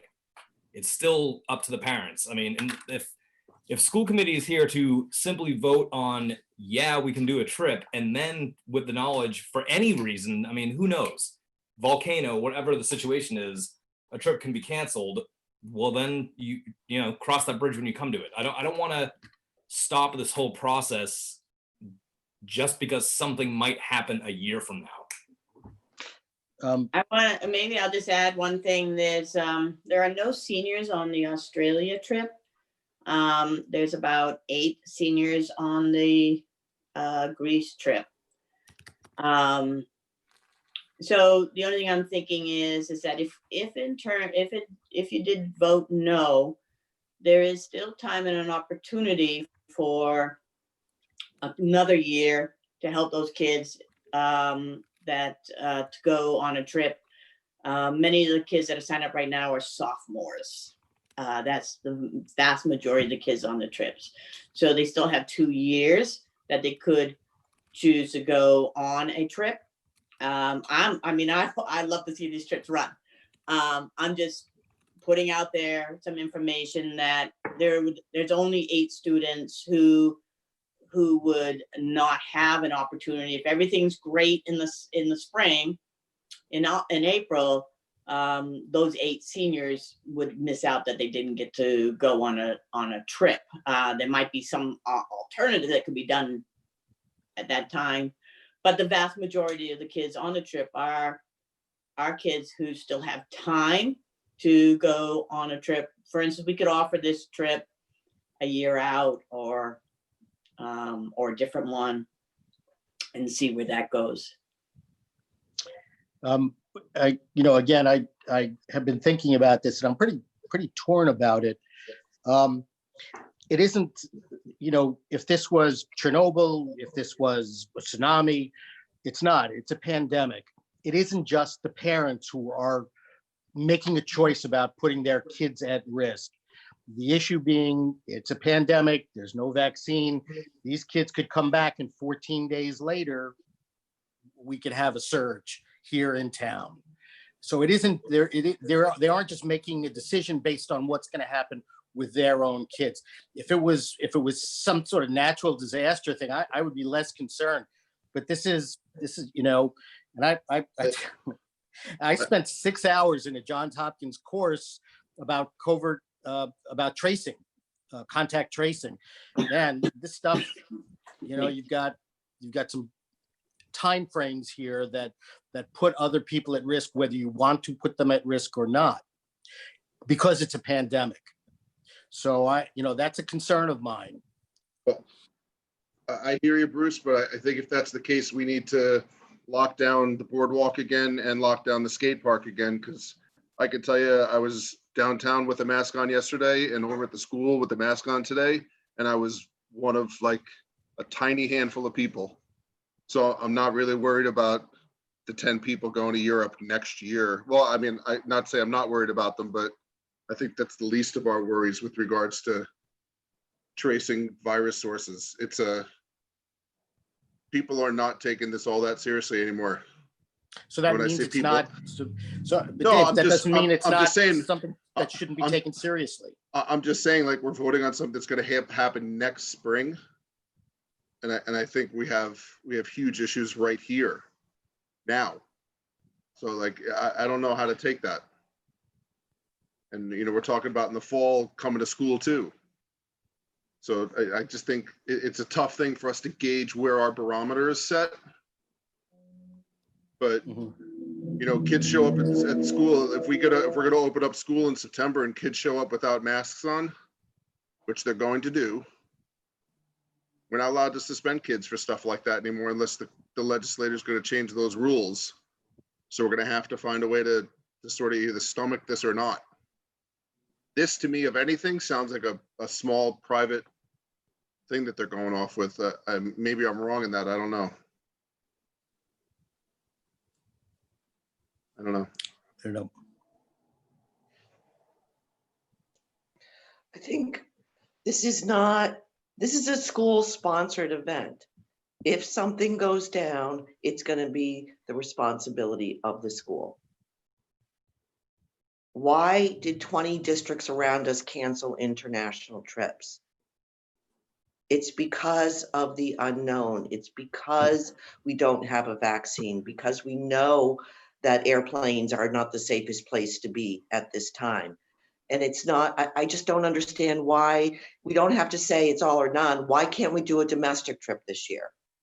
I mean, I have an order out that no staff is allowed to leave the state for conferences or work-related business, yet we're going to take a group of students and we're going to send them to another part of the world. In a year. I wouldn't send them to Florida right now. But you'd send them to Australia. Texas. Maybe I next sent them to year. New Zealand, sure. Now, New Zealand, now, if we were talking about a trip to New Zealand, I'd feel much better. Maybe we can get EF to change it right Australia has now. done very well. Yeah, New You think Zealand's that got with it the- back together. Right, the COVID rates in the Galapagos were probably pretty low as well. It's getting there, right? Things are changing in that part of Well, the you world. had to, David, you had to change planes in Quito, which is one of the hottest spots before Brazil in South America. And I know because I did change planes in Quito for the Galapagos.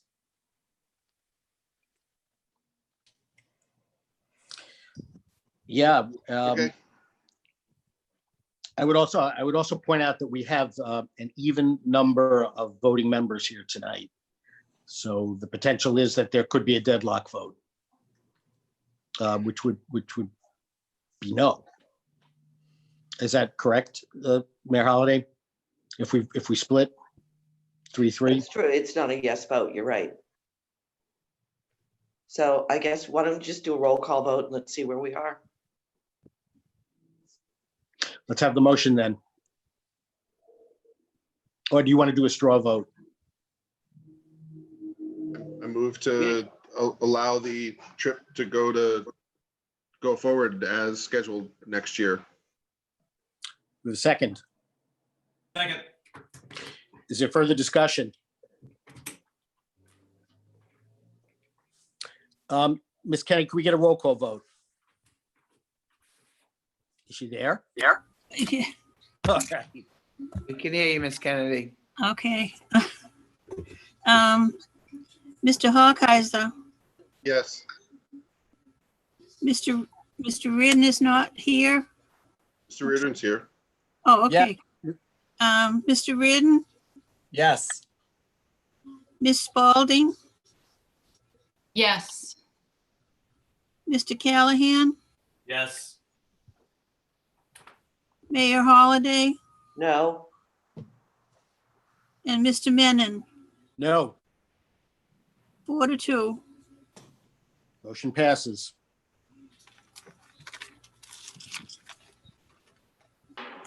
You can probably cancel that call to Cat Lions.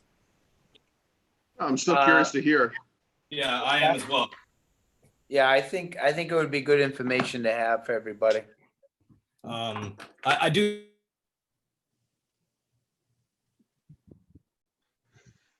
I think Brian, we can't hear you.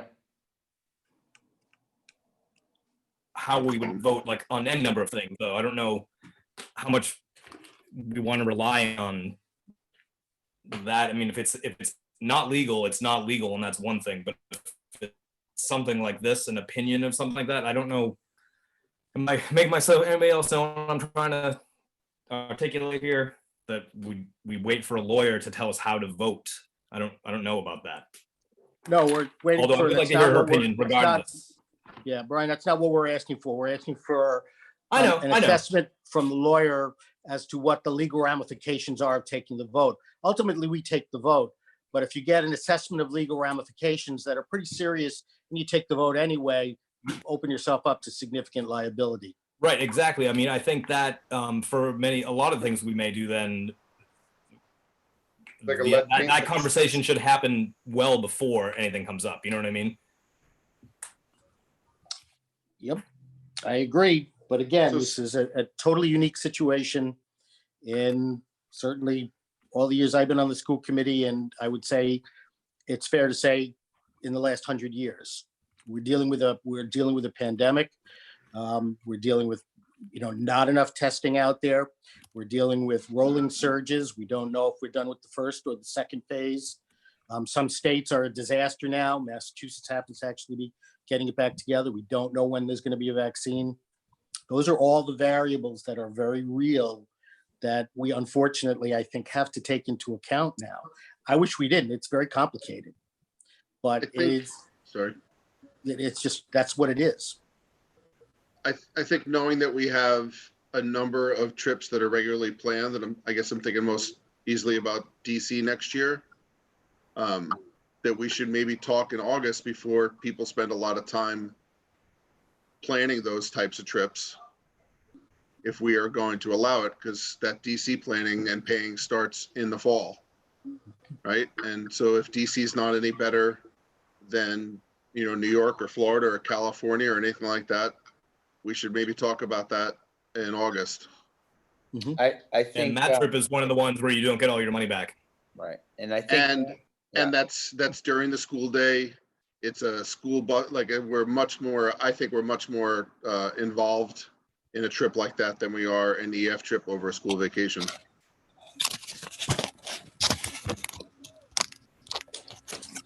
I think that's pretty reasonable to add to the agenda for August. For August, yep. All right, next item on the agenda is the mask resolution. We got a template and then we got one that was sort of filled in with our information. The Mass Association of School Committees is encouraging school districts to approve this. I would add actually one more piece to this. We can certainly discuss it.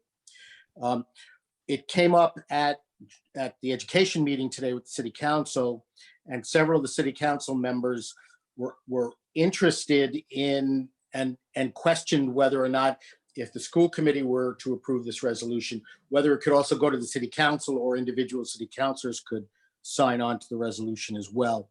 That was the first thing. The second thing was a suggestion was made to add something to this that I actually think makes a lot of sense. And was a statement making sure that the state is going to provide reopening guidelines to us, and that we ask the state to provide them 30 days, 45 days before school reopens, just to make sure that they are also on deadline, so that we get what we need to do to work with. So I open up a conversation in the school committee, and then I will propose an amendment to this if we decide to go forward with it.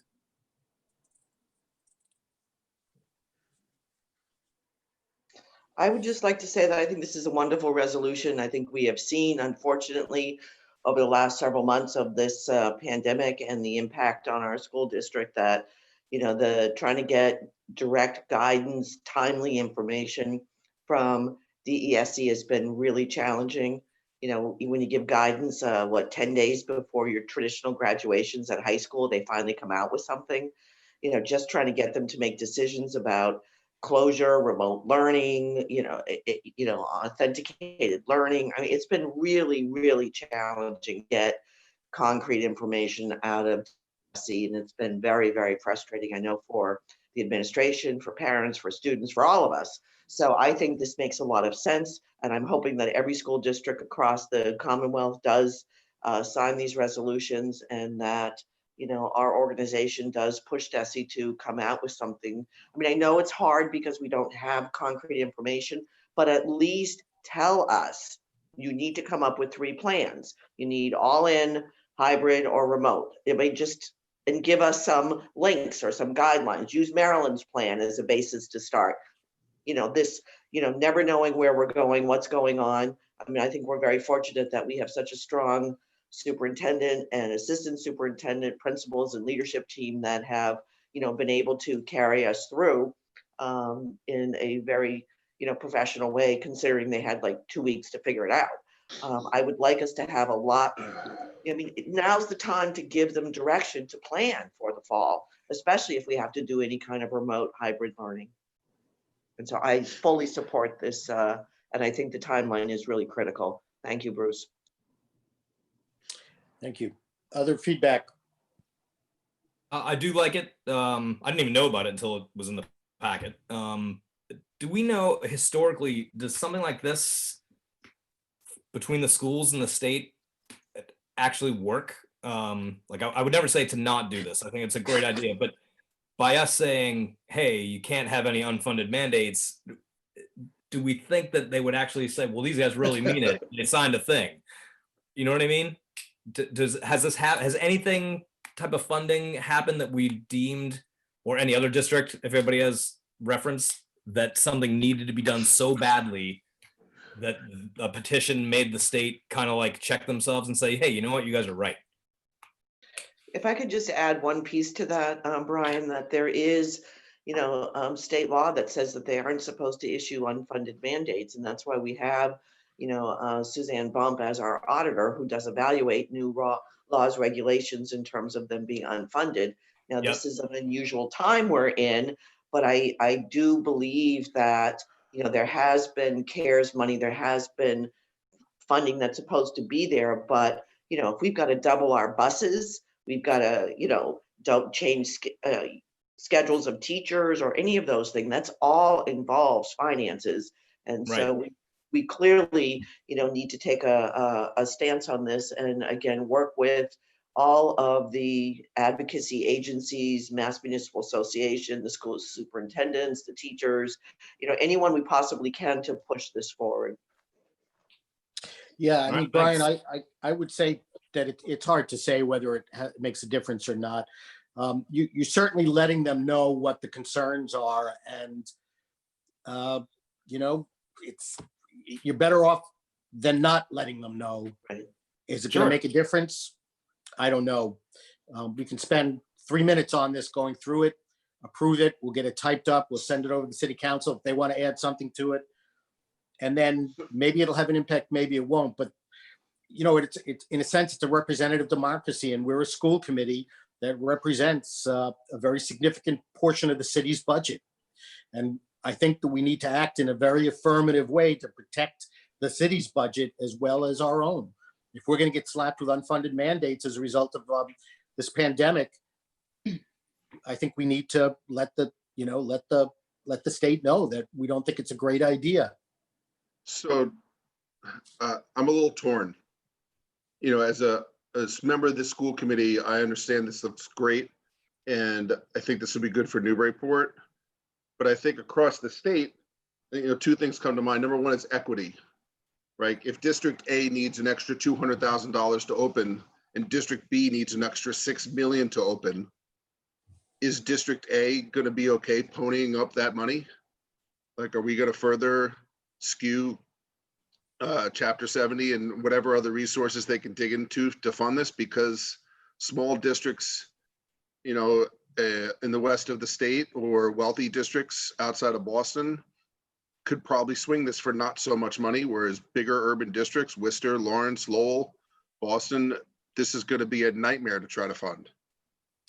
And so I'm just curious. It doesn't say anything about the level of equity, and I would also wonder if school districts would be willing to say, like, it's an all or none thing. Like, we all want it, but if we each get a chunk of it and District B still has no chance of following through, are we all still on board?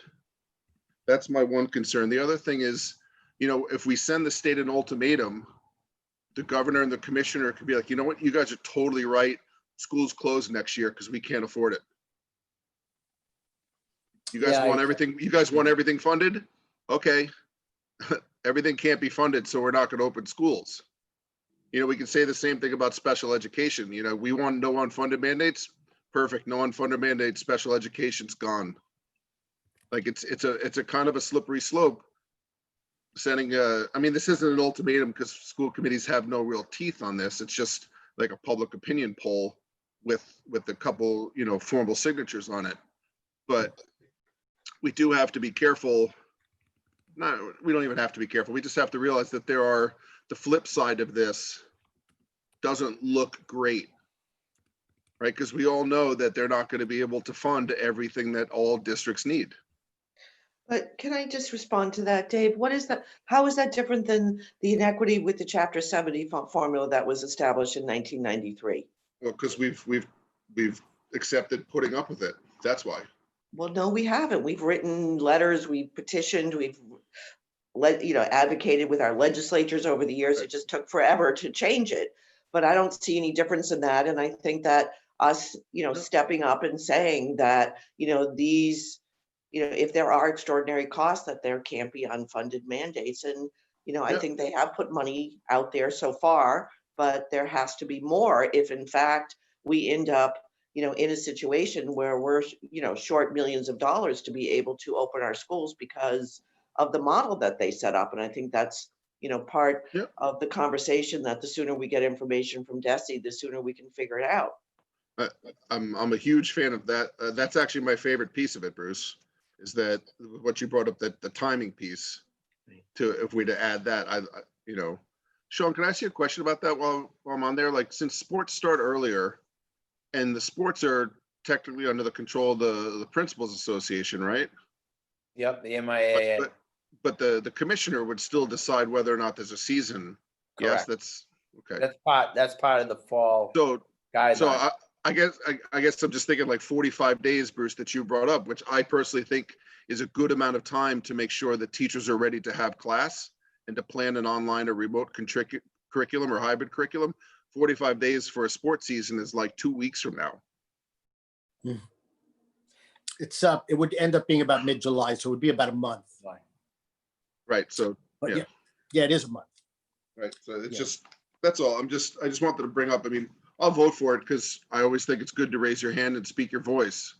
But I am really curious as to about what some of the districts would say when they realize that, you know, is this an ultimatum? Are you really on board for people? Are you going to be an ally to those districts that really need, you know, 10 times the amount of money you're talking about?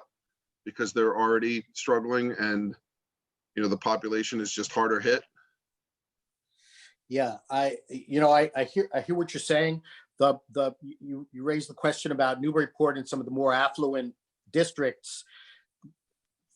For all of us, the more affluent districts and Newburyport and a couple of other districts like us, as the superintendent said earlier, our Chapter 70, we're able to sort of get by because we don't get, you know, we're screwed by the formula. Yeah. So, yeah, I mean, I think that I don't think the state will take this as an ultimatum from us. I think the state will say, okay, we get it. You don't want an unfunded mandate. Whether that's going to change their behavior or not, I don't know. But I think we have an obligation to the community to say, we just don't, it's not acceptable to do things that way. And the most important thing is that we've got to get the information in a timely manner. Yeah. That is, I think, the critical point here is that we cannot wait, you know, 2 weeks before school opens to say, oh, we have to make changes. I mean, there is Agreed. a chance that, God forbid, something, you know, could happen and everything changes. But I think at this point, we need to have a plan, and we need that for the guidance from DESE. I would propose that that we make a motion to adopt the language as it's typed in here, and I would make the following amendment, and I will offer it, and then we can discuss it. I would add the first two whereas, then I would add a whereas statement. Whereas the state will be providing reopening guidelines to districts, we request receipt of them no later than 45 days prior to the reopening of schools for the 2021 school year, comma, and then go to the whereas the state cannot expect mandatory. That would be the change that I would offer. And that would lock in that 45 days. Is that a motion, Bruce? Yeah, I'll make that as a motion, yeah. All right, second. Discussion about whether to add that to the document. All in favor of adding that to the document? Aye. Say aye. Opposed? Okay, now I need a motion to approve the document as amended. So moved. Second. Any discussion? All those in favor? Aye. Aye. Opposed? I will ask that, Sean, that you have Joanne retype this document with the additional, and I can give her the language tomorrow morning. The additional whereas, we send it in and then let's send it over to, I think Counselor Zede was interested in carrying it to the city council. So we'll get a copy over to him with our approval. Absolutely. Terrific. All right, I'll get Joanne the language tomorrow morning. Okay, great. Thank you.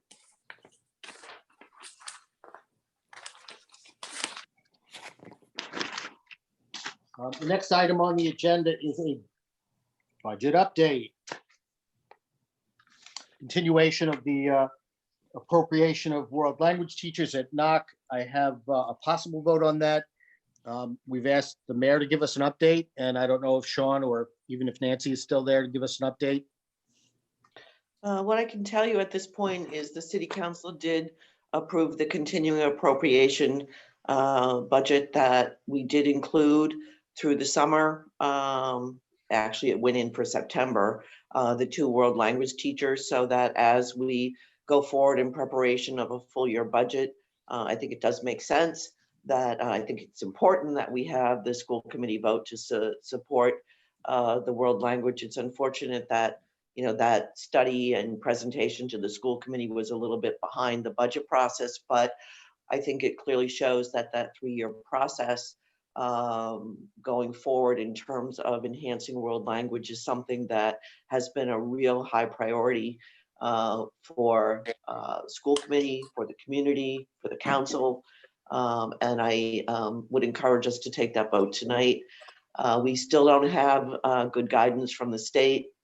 There's been a little shift, obviously, in terms of working on some of new bills and legislation regarding police. And I know that they are not going to, the governor is not going to submit another budget. So the House Ways and Means is trying to figure out how they go forward at this point. We won't have a good sense of the real numbers in terms of decrease in revenue for this last quarter until the end of July. But I know the council is really pushing us to, give to them a budget by mid-August. We certainly would, our goal is to do that. And we'll begin going forward, but, do not have any additional direction or support from the state level at this point. So, but we certainly have put I think a solid budget together that will continue our operations through the summer months. Terrific. Sean, you or Nancy, if she's still there, want to add anything to that? Yeah, I think when we were talking, the only impact on the 3-month budget would be September, because we'd be adding staffing. So that would be the increase you would see in September. Nancy, you there? Yep, I'm still here. All right. So, and then as we went back, Principal Furlong and her team are going to start to implement language teachers on the team, and we're still in the beginning process of what that scheduling is going to look like. But she did outline, different aspects of the of what foreign language would look like at the middle school. But I think it's a start in the right direction of eventually getting back the world language throughout the district, which, obviously before I got here, but in I think around 2010 and 8 and 9 in that area, Newburyport was highlighted for the work and the language and the culture throughout the district. Mm-hmm. Great. So, Mayor Holliday, you're hoping, Nancy, I'm sorry, did you want to add anything to that? No, we've added the 2 foreign language teachers to the budget, and we've added the additional revenue to the appropriations. I've verified the amount with Ethan. So it actually comes out to, instead of a 3.5 appropriation, it comes out to a 4.25. Mayor Holliday, you're asking for us to take a vote on this? Yes. Motion to approve the 2 world language Spanish teachers for to be hired for the academic calendar in 2020-21. We have a second. Second. Discussion. Yeah, I'm excited that we're talking about bringing the language opportunity forward, and we're adding programs to the schools. I'm still nervous about the context of it. We've been talking about this for a long time. We've been talking about the schedule shifts at the middle school for a long time. We've been talking about use of flex time at the middle school for a long time. And there are a lot of uncertainties, I think, and from the answers we got to the questions, still seem to be a lot of uncertainties about the context of everything. And I just wish it was worked out a little bit more clearly, because because the context of the discussion we've been having for years is about how is time used What are we doing with the flex time? What is everybody doing during the flex time? And all those things have not been addressed. So, you know, okay. with faith and hope, I'm ready to help us move forward on this, but at some point we really need to have that discussion clearly and Discussion is- transparently. Yeah, the discussion is ongoing at the middle school now. It has been. I know that, Bruce, but it's been going on for years and nothing has changed about this. The So plan so put I- forward by the school and by the district does propose some changes in how things are done. I get that, Bruce. I read it.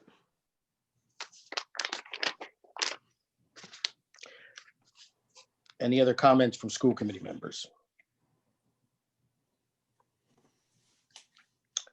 Hearing none. All those in favor? Aye. Opposed? Motion passes. We have the second reading of the school committee calendar. I guess the caveat is that the intention is to identify which of the business meetings will become forum meetings and what the subjects of those forums will be. That discussion is going to happen at our retreat at the end of July. But so that's why it's not reflected here. But this is a second reading. Do we have a motion to approve the school committee meeting calendar for 2021 with the understanding that we would make some modifications at the retreat? So moved. Second. Further discussion? I have one point on, we don't have an inauguration in January. It's an organizational meeting, and so that always was to be determined in terms of what the format was for that joint swearing in of committee and city councilors, but that happened this year. But it would just be, the first part would be organizational, then there would be a business meeting or a forum or whatever, but I just take out inauguration. That's the only change. Makes sense. Given the year. Yeah, I think that makes sense. That's an editorial change. Right. All those in favor? Aye. Aye. Opposed? None. Motion passes. We have our calendar for next year with some modifications coming. Sean, I'm going to pass this over to Angela for her report. All right, Bruce.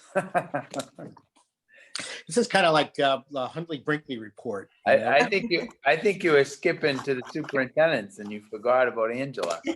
No, I said What I think. I'm giving it to you to turn over to Angela. Oh, I was just okay. trying to keep you awake, Sean. All right, Assistant Superintendent Angela Bick's report. You're up. Okay, thank you. I'm just going to talk briefly about some of the professional development we have planned for the summer and our plan for summer curriculum work, because there are so many preparations to get ready for the fall, as we've been talking about tonight. So I've put together a template for teachers to work from to build the first 30 days of a hybrid curriculum and instruction plan for the fall. And because we don't know yet what the fall is going to hold, we've been advised by DESE to plan for a hybrid, that it could be any continuum of service from all the way in school to all the way out of school, but most likely it will be a combination of the two.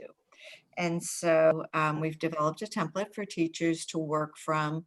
I will be including some money in the ESSER grant to help fund this summer work that's going to happen. But we've consulted with Billy Donegan, who was supposed to come back at the end of June, if you remember, to do some more work around skills-based teaching and learning. And what we've decided is that Billy's going to work with some of our teacher leaders to support this curriculum development work that's going to happen over the summer. And the template I've designed is in line with the work that we've done through skills-based teaching and learning. We also have technology workshops running all summer long that will allow the teachers to further develop the remote aspect of these plans. So Catherine Page, our integration specialist at the Bresnahan, is running. Do you want me to start my video, Sean? I'm getting this message. It was frozen. It won't start, so I'm sorry. Share the screen, Angela, is that what it is? No, I don't need to share the screen. I just was receiving a message saying the host was asking me to share my video, and my video is frozen. So, anyway, excuse that interruption. And so that we'll be, we're providing, Catherine Page is providing 4 different sections of her technology boot camp, which is all about building remote learning plans for the fall. And Jacqueline Russo is offering 2 6-week courses, one that is a repeat of Google Slides that she offered this spring when we went into remote learning, and we had a lot of teachers participate. She's offering that again, as well as part 2 to take it further. And then Lisa Alexander is offering a course in Edulastic, which is a way to build online assessments. And so we've got a lot of nice supports built in that would all work towards supporting the teachers in the building of this hybrid plan. Would at least get us started for the year and have everybody feel very well prepared. And I'm happy to take any questions you have around that.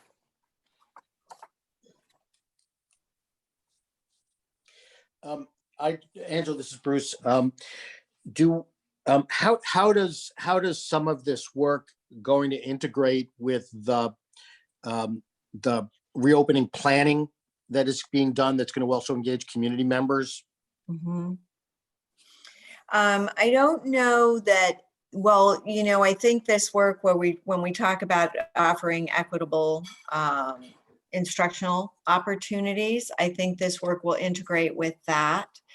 I think, you know, we heard from a parent tonight who was hoping that the community might have some input about what remote learning looks like and what that feels like.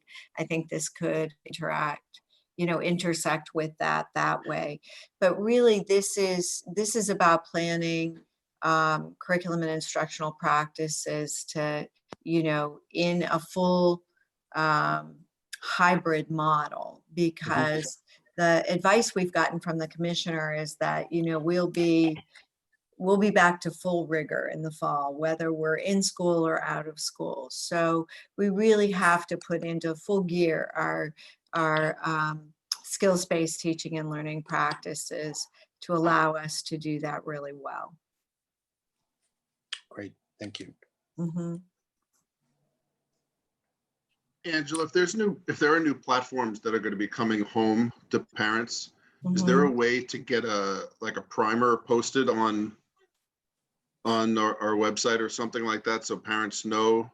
I mean, I think there are a lot of parents out there who might say, I finally got used to Google Classroom and whatever. And so if you're going to add like Edulastic and you know, whether it's Flipgrid or Seesaw or whatever, a lot of the new things that people are starting to use, is there any way to, like, if the teams have some sort of slide deck on how to and what is this? Is there any way we could share those with the public?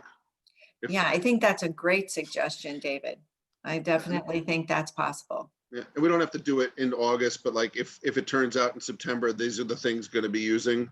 No, I think that's excellent. Sure, people would love to see that. Great. Thank you.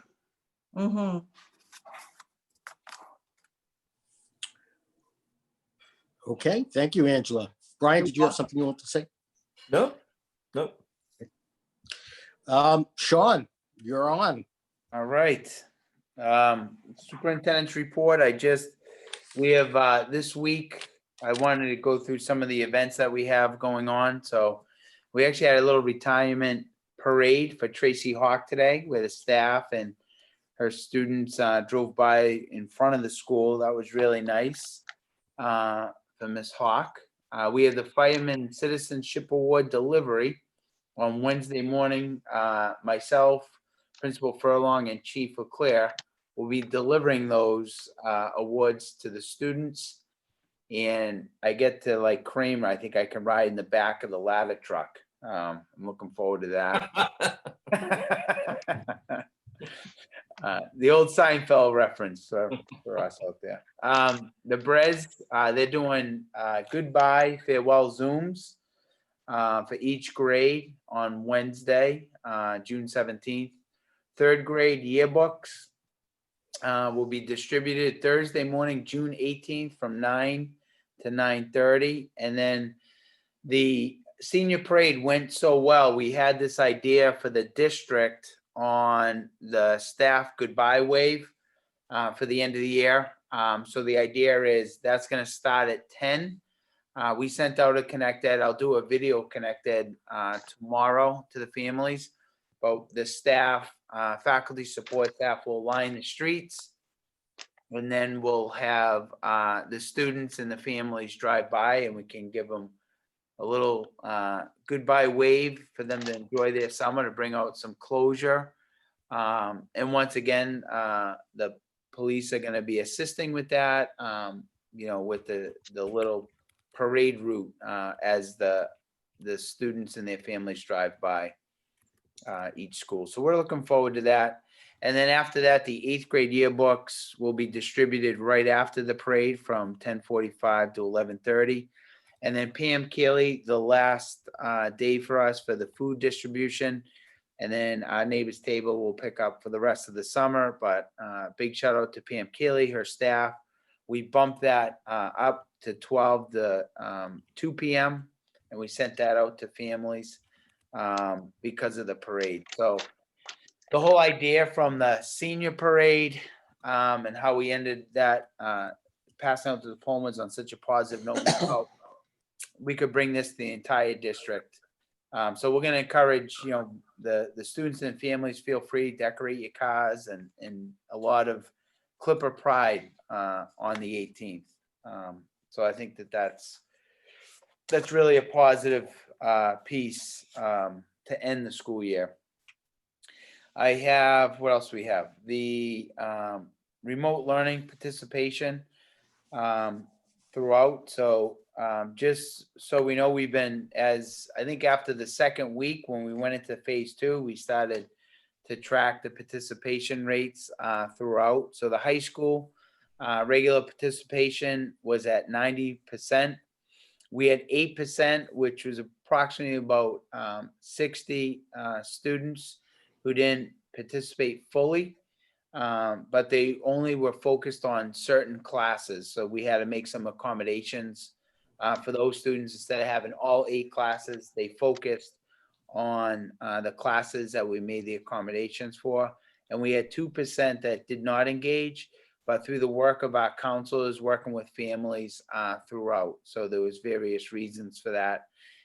So as we're looking at summer school and trying to look at what student engagement would look like, in-person engagement, we have a list of students at the high school that we'd like to continue to work with throughout the summer.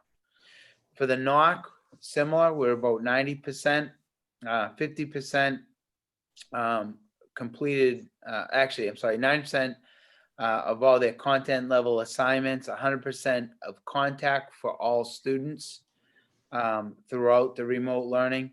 And similar to the high school, there was a handful of students that had little to no engagement. But once again, we were in contact with them and their families throughout, and there was various reasons for that lack of participation. And reaching out to those families, they would be obviously strong candidates for the in-person summer school assistance. The Mullen grade 4 was 96 average, and grade 5 was 91%. and very similar. What we're seeing is we're able to identify the students who could not fully engage, and our adjustment counselors and principals have been in touch with those families throughout. And then overall participation at the BRES, as you know, the pre-K, you're not going to be doing an hour Zoom for the 3-year-olds, but they were 57% on a regular basis checking in kindergarten was 65%. Grade 1 was at 80% and higher, and grade 2, 91%, grade 3, 94%. So as you see, I think the older the students got was more participation. But there was a lot of learning opportunities where the parents, especially at pre-K to grade 1, that the parents were participating on a regular basis for their children. So those are our participation rates. As we said earlier, we're going to be sending out a survey on the remote learning to get information per school, per grade, which will be helpful as we move into the summer, but also with the task force to set up some of those focus groups to bring back information to the task force. Commissioner Riley, as we stated a little bit earlier, he was really adamant about the guidance and guidelines that went out that the news media picked up a week ago. And some superintendents started to develop plans around that guidance. That was for summer school only, and it was just at that time. He's going to be sending out a draft of fall guidelines, hopefully by the end of the week. That's what we were told. And then final guidelines will be coming out mid-July. And the reason why he's delaying, the reason why with the mid-July release is they want to look at the public health data to make sure that their final plans for the fall coincide with the data. But 2 general themes that he talked about is having a hybrid and having the flexibility to go from in-person engagement with students to also a remote learning, and vice versa. Things go well, and as I said earlier, and the virus seems to be under control, we can bring the students back. If there is another flare up, or we need to send students home, or then we have that ability also. The work that we're doing this summer is really taking and working with Billy to really and the teachers to develop remote learning plans that are going to be, I think, a lot more rigorous in the sense, because you can also have the in-person with a hybrid. You'll have in-person instruction along with a follow-up with the remote learning. So the students will be checking in, I think, in person, which I think will assist them with providing clarity on the different assignments. I think that's all I have for right now. And plus, you've received the 2 weeks of the Friday memos. But as I said, once we close school on the 18th, then we're going to start, as I said, putting together the task force, reaching out to different stakeholders, and then start to develop the focus groups. And then the more information that we have moving forward will provide ongoing communication. The remote learning website that we provided will probably put a link there to all the task force work that we'll be doing. So I think, we'll see. I mean, we're all in it together, not only Newburyport, but even all the superintendents throughout the state. And really, the unknown is, it's tough to plan for, but we definitely, I think, have some concepts that we need to begin to plan for and put forward. So. Thank you, So, John, has the state put out anything about restricting captain's practices that often take place throughout the summer, as long as they fit within local communities like COVID guidelines? Yeah, so there's a couple of things. That's a great question. And going back to your point on sports, there was questions around that at the last meeting. And they don't know what the fall sports are gonna look like. I mean, I could imagine contact sports, you know, probably maybe impacted more than like golf, for example, where you can have the social distancing. But we're supposed to be getting guidelines around sports in the fall. I know for the camps that are going on right now, that's part of the phase 2. So there's strict guidelines on camps that are happening in the sense like you have 10 students per one coach and one group. But they, you know, all of those guidelines, Kathy Riccio and Nancy Lysick, along with Kyle, took the CDC guidelines, the state guidelines, and then developed a checklist for private organizations that typically come in and utilize our fields, that they have to sign off on to follow all of those guidelines. But as far as the MIAA and athletics, there hasn't really been anything released at this time for that. But I'm sure Kyle, if something comes in July, Kyle will push things out to the community. Absolutely. Yep. Great. Thank you. You're very welcome. Hey, Sean, that survey you mentioned, Yes. is that going to be coming out through your office? Well, we have a similar survey with, I think, at the different levels. But I want those to go out to the, from the principal. So each, you know what I mean, each grade, and they're familiar with the principal and the different circumstances, and then we'll be able to share it. Obviously the district can see all the survey data too. Right. Can you ensure that whatever the services you guys are going to be using does not allow repeat submissions? I know the later start times initial survey, there were a whole bunch of repeat things, and you can't have the same person, you know, anonymously saying one thing and skewing the results. Correct. And I know that using Survey Monkey, which is a popular thing, is right. It's easier to not have that restriction turned on. Right. You can do the same for using Google Forms, so you can do the restriction of once someone completes it, then the email is registered, and then one. If you're gonna do the Google Forms, and also if you could make sure that the participant doesn't need to have a Google account to open. And the only multiple pieces will open is any positive things towards the superintendent. So exactly. That will let my mom vote at least 50 or 60 times. She still likes me right now. Thank you, Sean. You're welcome. Subcommittee reports. The Education Committee met today. Sean Reardon, do you want me to just talk about that briefly? Sure. Okay. We gave them a July, August, September budgetary update. I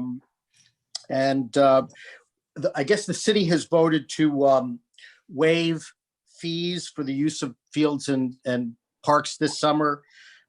Nancy explained that we hadn't planned on waiving fees simply because the use of those fields usually involve us needing to have staff on, maintenance staff, custodial staff, and those fees actually pay the custodial staff. So that was one thing that came up. The superintendent talked about where we were with remote learning, summer plans and expenses, and we were able to, I think, really clarify the whole debacle about fall start plans, and that in fact the guidance had been summer guidance, and Sean then spoke about the overall plan for our closure task force and how we're going to be moving forward on that. And I think that was about it. Sean Gallagher, was there anything I missed? I think that was it. Mr. Reardon, was there anything else? Well, I wasn't there, so it would be appropriate. Oh, geez. I know you were. I didn't know if you actually made it in at the end there, but I thought I saw him at the end. All right. Finance is meeting tomorrow morning, I believe. Yes, Uh, 8:30. Dave, Policy Committee? Yeah, policy met this past week. We had a good meeting. We talked about a number of things, including starting to nail down some possible plans for fundraising policies. Nothing definitive, just brainstorming. Got a lot closer. And then we did talk about special meeting, change to the special meeting policy language in our book, which I think you guys all got. So I don't know if I need to read that to everybody, or if you want me to share a screen, we can have it up. Dave, we could do that. The other thing that I was thinking was that if that policy is sort of nailed down, then we can do a first reading at the retreat as well. Or work on it there, or suspend a second reading on it, or whatever. So I however guess you it want to do it, depends. it's fine. I guess it depends. I mean, everyone, I don't know if everyone's gotten a chance to read it. No, I haven't even seen it. Okay, it went out Yeah. on either Thursday or Friday. I forget which one. From I you, think- Was Dave? it part of, Was It it came from out you, from- Dave? It came out from Joanne. yeah, I think it was part of the packet, wasn't it? No. No, but it came out No. along with, Oh, right. It came out the next day. That's right. Yeah, it was Yeah, the additional materials. additional meeting the materials. Additional meeting additional meeting materials, yeah. materials. Okay, well, if the mayor hasn't seen it, we'll hold off and do a first reading at the retreat. Okay, Okay, good. And superintendent evaluation has not met yet. Any other business before us, after us, in the middle of us? Do I have a motion to adjourn? so moved. So moved. Second. All in favor? Aye. Aye. This meeting is adjourned. All right. Good night. See Take ya. care, everybody. Good night, Good night, everyone. everybody. Everyone. Night, everyone. Good night.